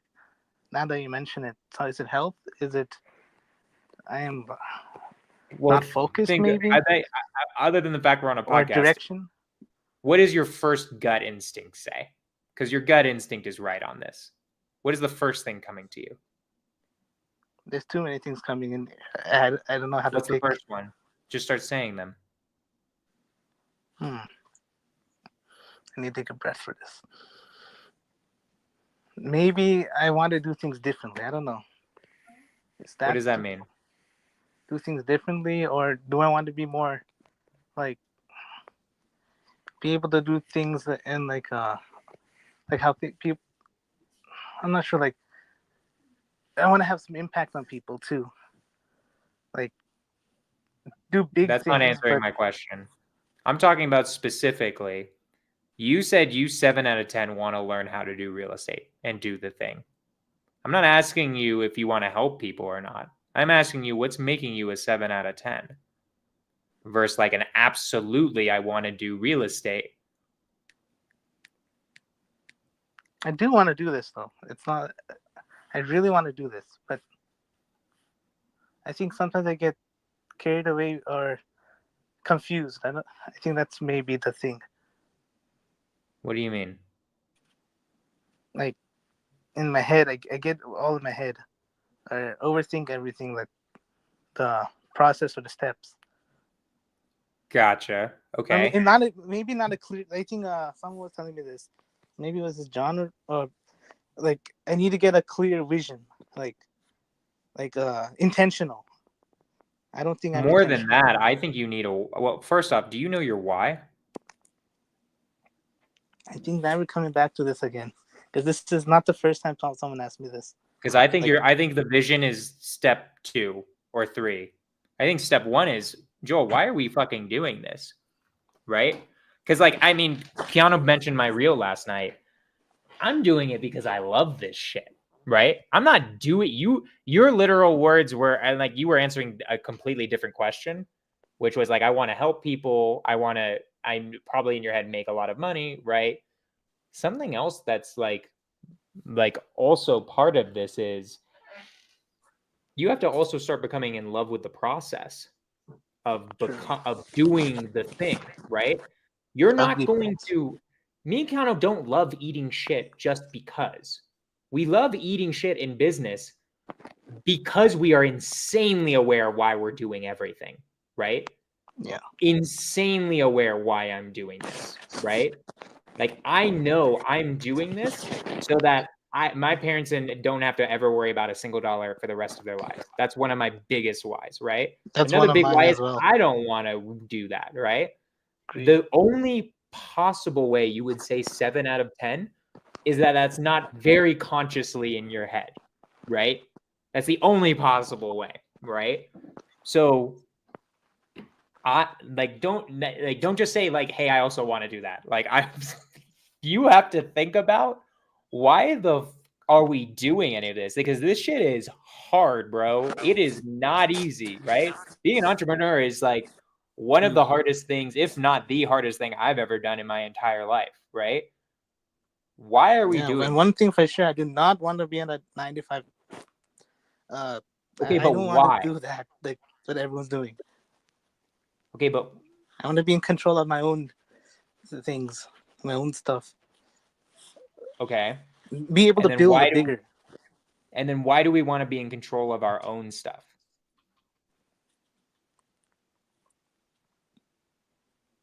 Because let me tell you something. Being in control of your own stuff sounds sick.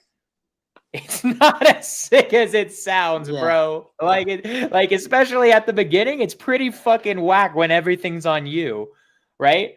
The things you're saying why you're doing it in and of themselves suck at the beginning, right?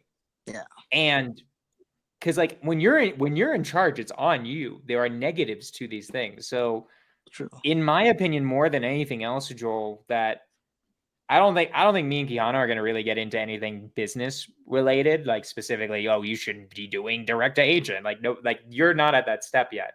Steps you're at is, dude, why?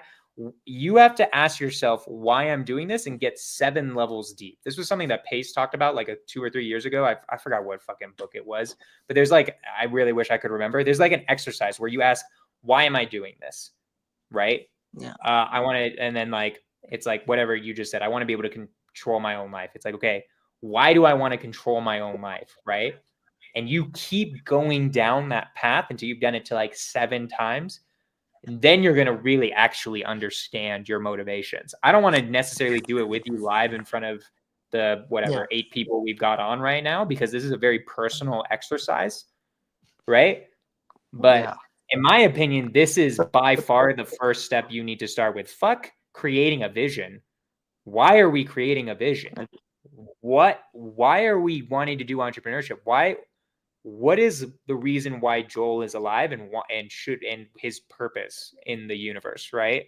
We have to start with these really deep questions before we even get into how to even do a deal, in my opinion. And that's where in my opinion, you would need to start with where you're at right now. Because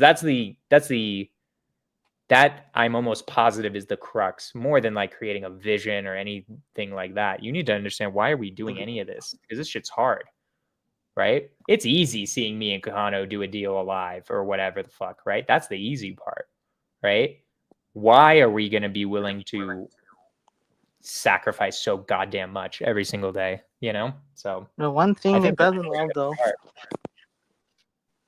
I do want to be around people. Like, I get excited when I have like loving people or like good people near me, and like bringing more of them in and doing things with them, like a community type thing.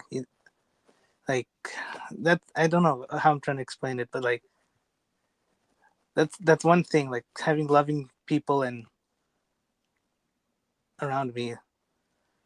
Like, let me ask you about it. Yeah.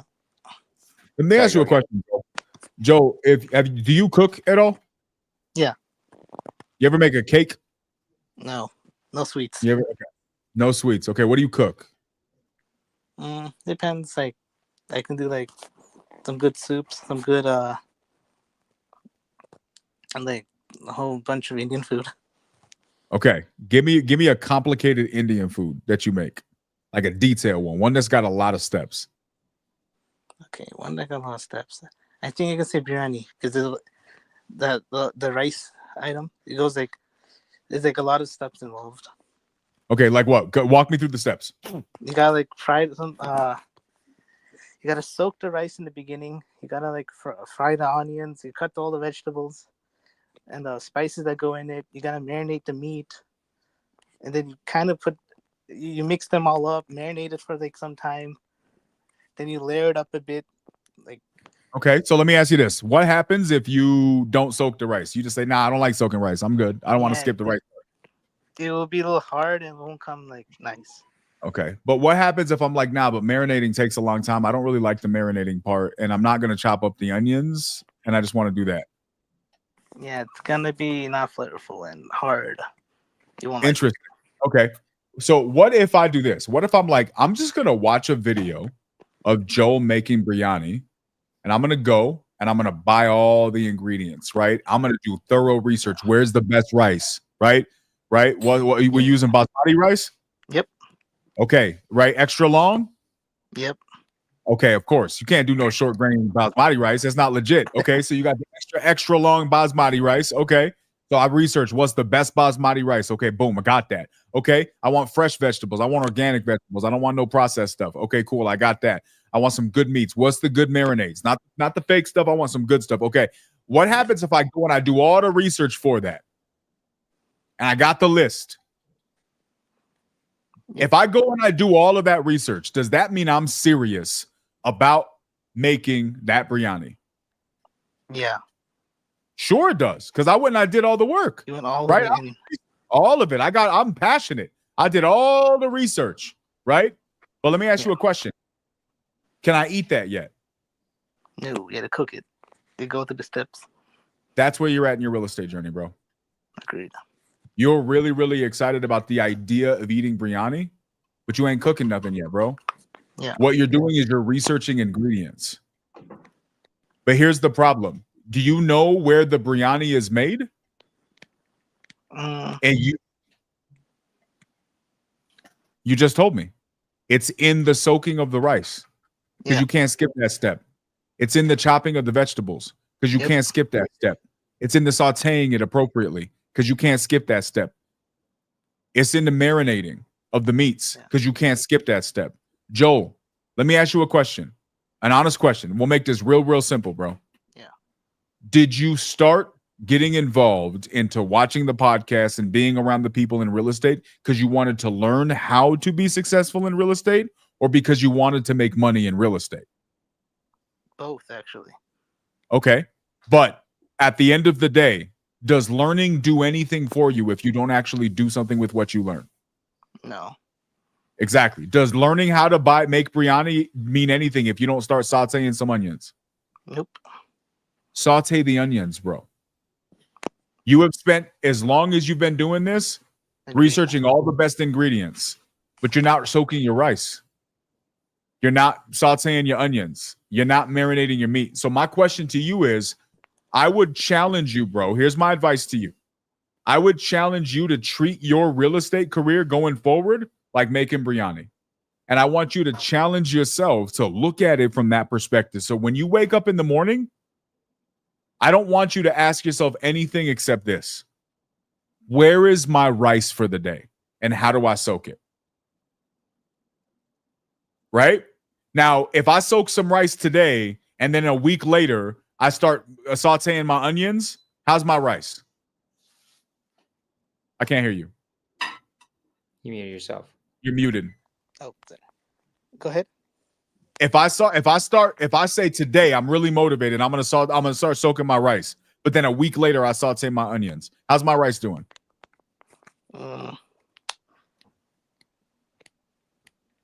It's gonna be like too much. So it's gonna be you can't soak rice for a week, right? So okay, so what's that mean? If you want to, and I want you to really keep up with me on this, Joe, because I really think if you can start looking at it from this perspective, maybe it provides you some context. If you start soaking your rice, you know immediately you have to start sauteing the onions and getting you got to prep your ingredients, right? Yep. How long can you saute onions? Like a few minutes, a good couple minutes. A few minutes. It's got to be quick, right? Yeah. If you don't feel good, can you leave them longer? No. If you're not in the mood, can you leave them longer? No. If something comes up, can you leave them longer? You want me to tie that into real estate? You know what that means? Yep. Time kills all deals. Agreed. Right? So what's that mean? Now let's find correlation. So think about real estate the way you think about cooking biryani. Okay, I want to get a deal. What's the first thing I got to do? I got to soak my rice. What's my rice? Let me find somebody to call. Perfect. Well, I got somebody to call. Well, I only got so much time. Because this fresh lead on the market. I only got so much time. What do I got to do? Well, I got to start chopping up my vegetables. What's chopping up my vegetables? I'm going to start calling this agent. I'm going to start calling this seller, right? I'm going to have the conversation with them. What do I do? Whether I mess it up or not. Cool. I don't know how I did on that thing. I did the best I could. Perfect. They didn't hang up on me. They said they would be interested in selling. What do I got to do next? Well, I got the chopped vegetables. Chopped vegetables ain't going to survive in a couple weeks. They're going to be bad. I'm going to throw in the garbage. I can't waste that, right? That's a lead. So what do?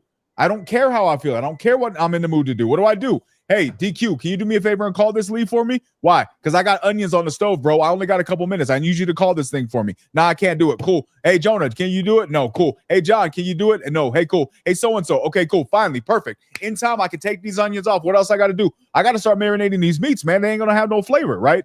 Start thinking about your real estate business with the urgency that it takes to prepare a meal, right?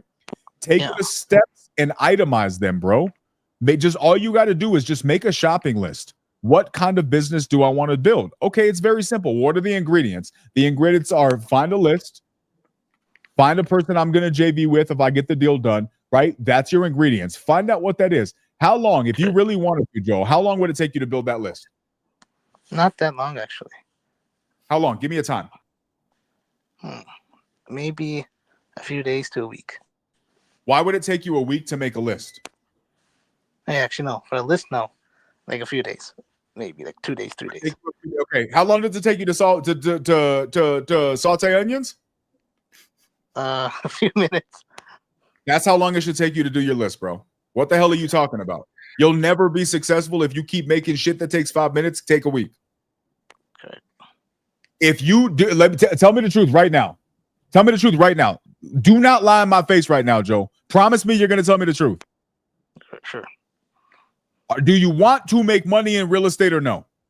Yes. Yes. Yes? Look at that. Mhm. There's the face. This is the wealth builder. You can Okay. get really big here and like do a lot. You can make it big. That's what I'm trying to say. Fantastic. Let's stop building. Let's stop buying ingredients and let's start making it big. Okay, fantastic. Can you do me a favor? Yes. Will you prove to me that you meant what you just said? Sure. What do you mean sure? I need a yes or a no, bro. Yes.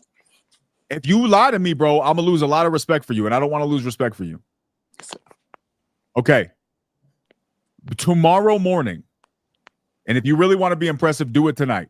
I need in my Instagram DMs, Instagram direct messages. Where? Instagram. Instagram direct messages. I need you to tell me the list. This is who I'm going to call. I'm calling agents. I'm calling sellers. Here's the list. I don't care who you're calling. I really don't care. I need you to tell me who you're calling. I need you to tell me, right, where you're getting that list. And I need you to tell me who you're going to be working with. If you don't know who you're going to be working with, I need you to give me an idea of what you would like to accomplish. Can you provide that list for me? That should take you 10 minutes max to come up with. You should be able to come up with it right now while we're talking, but I'm not going to put you under that pressure. Yeah. Because I actually want to test a different thing, and I want to see if you'll follow through. Yeah. I'm gonna give you one gimme. We're gonna answer the first one tonight. With right now. If you had to start, you want to start making money in real estate, do you want to work with agents or do you want to work with sellers? Agents. Sellers, I am having a hard time. Like the cold call and all that part. It's just agents, it's easy, professional, and I can do multiple deals with them in repeat. Perfect. So I need you. But what about buyers? What about buyers? Forget buyers. Side. Oh, no. What? And then what about Gator lending? What about private money lending? What about like multifamily? What about right, bro? You gotta pick something. You know what I mean? True. Dispo is an entirely different business. It's a whole different business. Nothing that you've seen about real estate has appropriately prepared you for what you need to know about Dispo. Everything that you've learned. No, let me say this: 80% of the stuff that you've learned on the wholesale hotlines is all acquisitions related. The wealth of what you understand is going to serve you more in acquisitions than dispositions at this point, right? True. So I would say focus on that, bro. True. Where are you currently getting your disposition, your agent leads from?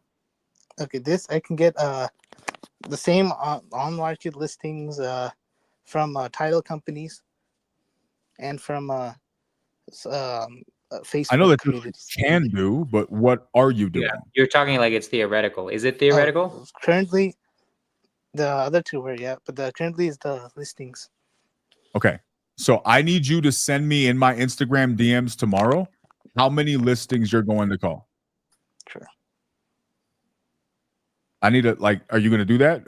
You said you would.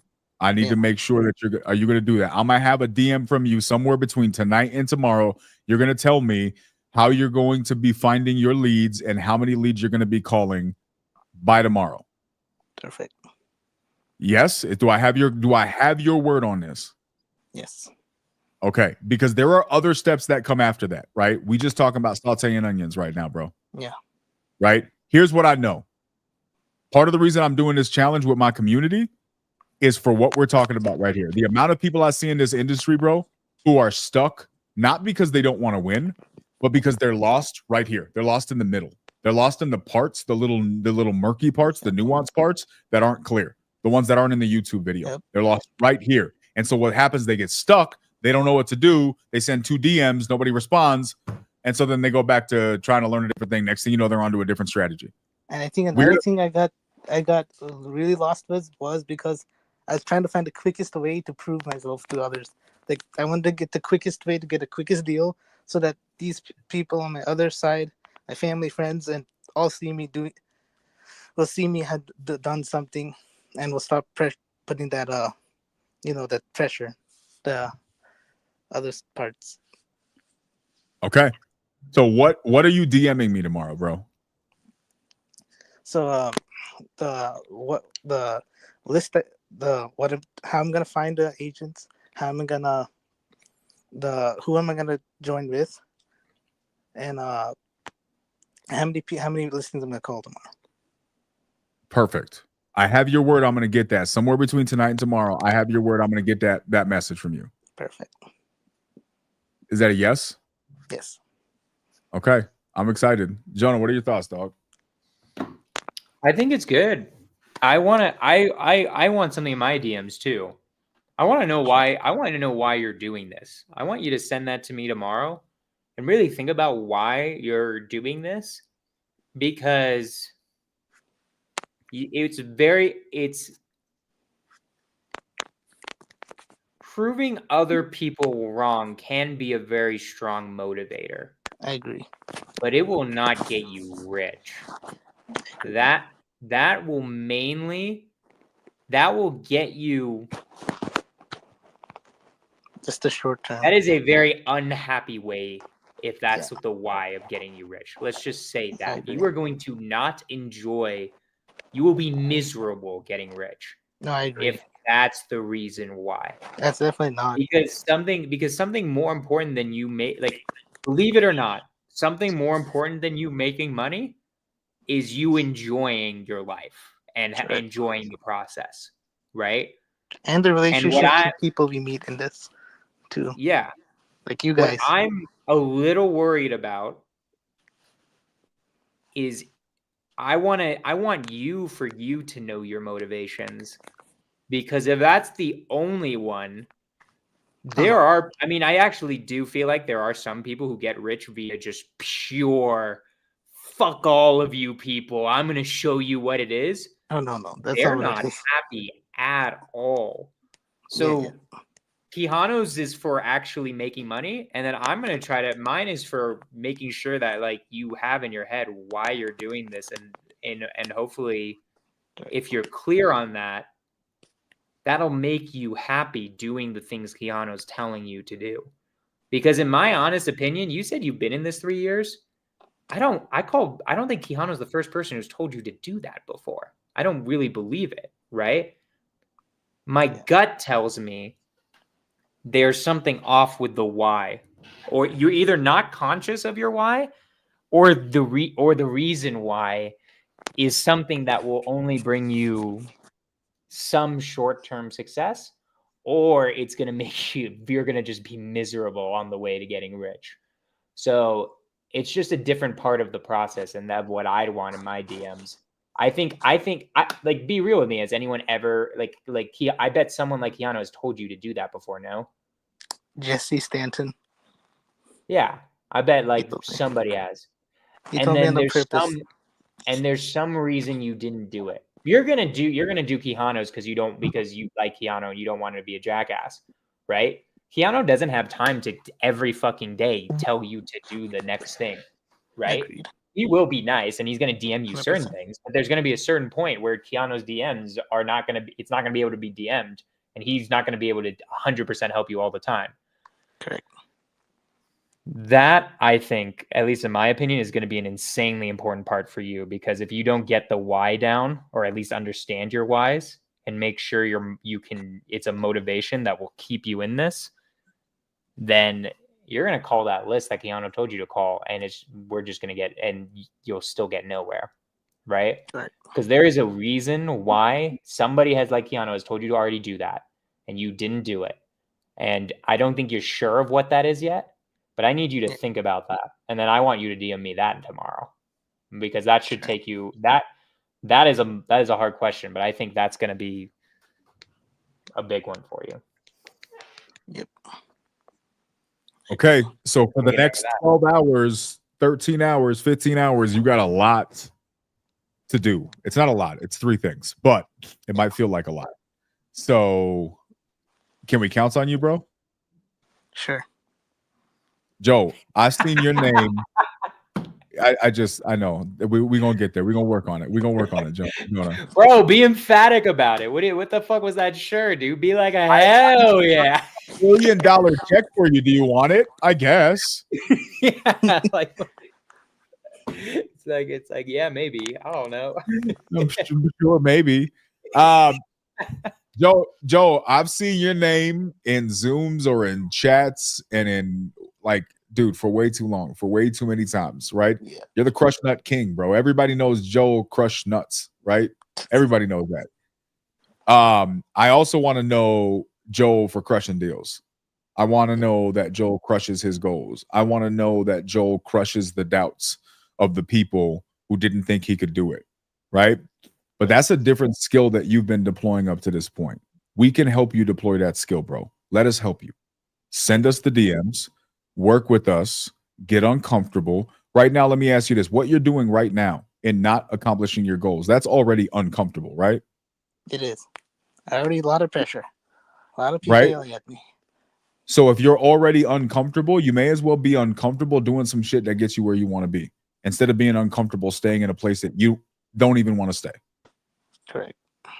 Right? So we just going to change your comfort. You're going to change. We're going to make you uncomfortable doing something else. This uncomfortable can help you. If you do it, we'll see what happens next. I think good things are possible. But I think it's season for people to stop trying to get deals and start getting deals. You're doing this with health issues too. So. And that's hard, man. That is crazy. It's tough, but you can do it, bro. You Yes, woke sir. up this morning. That's a blessing, right? Yes. You can make the most out of it. And if I can help you do that, I will. I know Jonah will as well. You got to help yourself though, too, right? Yes, sir. But you can do this, dude. You can do this. For sure. 100%. All right. Joe, I'm looking forward to the DMs, broski. Appreciate you, dog. I want to know mine you, also. See ya. Have a good one, bro. See you next time. Okay, cool. Cool. Well, I feel like that was fun. That was a cool business one, right? Was I good. think guys, comment in the chat if you ever want to do us to do like another business one. We could do like a ring of hot seats next time, maybe, right? We started kind of just talking about just our own business stuff, right? Like of what we're dealing with. But guys, this is like what entrepreneurs do. We talk about our problems and we lean on each other to figure stuff out. Every time I talk to somebody about this hiring problem, I get a new perspective, which is really cool. Like I'm really liking it. I've talked to 3 different people now, and it's like this is getting even more closely to the problem that I need to solve, right? Like you gave me an excellent point of like the sales people. There are very different ways of different types of salespeople. Make sure you're getting the right one, right? Which is like a really good point in the sense that I feel like that's been a fuck up I've been doing, right? So yeah, no, I think this was a good one. Guys, comment if you want more business ones. Me and Quijano haven't talked about what we're going to do next week. I don't know if he wants to do something light. He wants to talk about pumpkin pie or some bullshit. I don't even know what his ideas are. We even doing this next week? Next week's the day before Thanksgiving. If you were dedicated and you had a strong enough why, you would. If I'm not a bitch. That's what if you weren't a lazy son of a bitch. That's what I just heard. All right. Got my answer. There we go. Yeah. I mean, I'm down. I don't know. It's not on Thanksgiving. I'm not doing Skorch and Beers next week, but yeah, we can do it. We'll have to figure it out. In fairness, we didn't decide we were doing a business. You know what the funny thing is? I almost messaged you and said last week after this one, I was like, do you want to do a business one? And I just didn't. We found out we decided we were doing business 15 minutes before this one. Just so you guys know, this is not well planned. Okay. But it went good. It was good. It was good. So yeah, guys, let us know if you want to do more business. I would love to do hot seats. I don't know if you know this. I used to do all the hot seats. Like I was all at Pace's Masterminds. We used to do hot seats all the time. And there was a bunch of people that did them. I loved doing them. I did them with a bunch of different people. I did them with Abraham. I did them with Ingrid, with Cody. Just so fun. I really, really love doing these things. They are really fun. I really like doing them because I like them over there as well. I think you did too, right? Did you ever do them? I was never like a leader of the hot seats. I went to I'm trying to think. I've done hot seats I've never led a hot seats, but like a lot of times the hot seats work is like everyone who's listening in, if they have a suggestion, they raise their hand, right? Yeah. I was never a leader of them, but I was like the guy who's like, look, I think I know part of your problem and I'm going to say something about it. I would always try to say something about it. I've done it in masterminds. I did it in our master. We went to the same sub 2 mastermind, right? I did it in that one too. So yeah. Yeah. Yeah, that was. Were we in the same room? I was in Cody's room for that one. You were in Cody's room. I listened into your hot seat, and I remember you explaining your idea, and Cody's there just like what the fuck? Hey, this guy's gonna be in every market. This guy's gonna be in every market. Next thing you know, everybody's doing that. It worked for a while. It did, and then it was stupid afterward. It worked when the market was good. Yeah, but I love it. I remember that. That was fun, guys. Hope you had a good time tonight. Hope you guys learned something. This was good. I had a good time. I'm excited. We all have the opportunity to do dope stuff. We just got to be willing to do dope stuff, which means doing the hard stuff, right? I think that's a decent takeaway. Yeah, I love it. All right, guys. Next week, Profit and Paradox. We'll talk about whatever the fuck we feel like. Pumpkin pie, bitches. Peace out. Happy Thanksgiving, motherfuckers. Woo!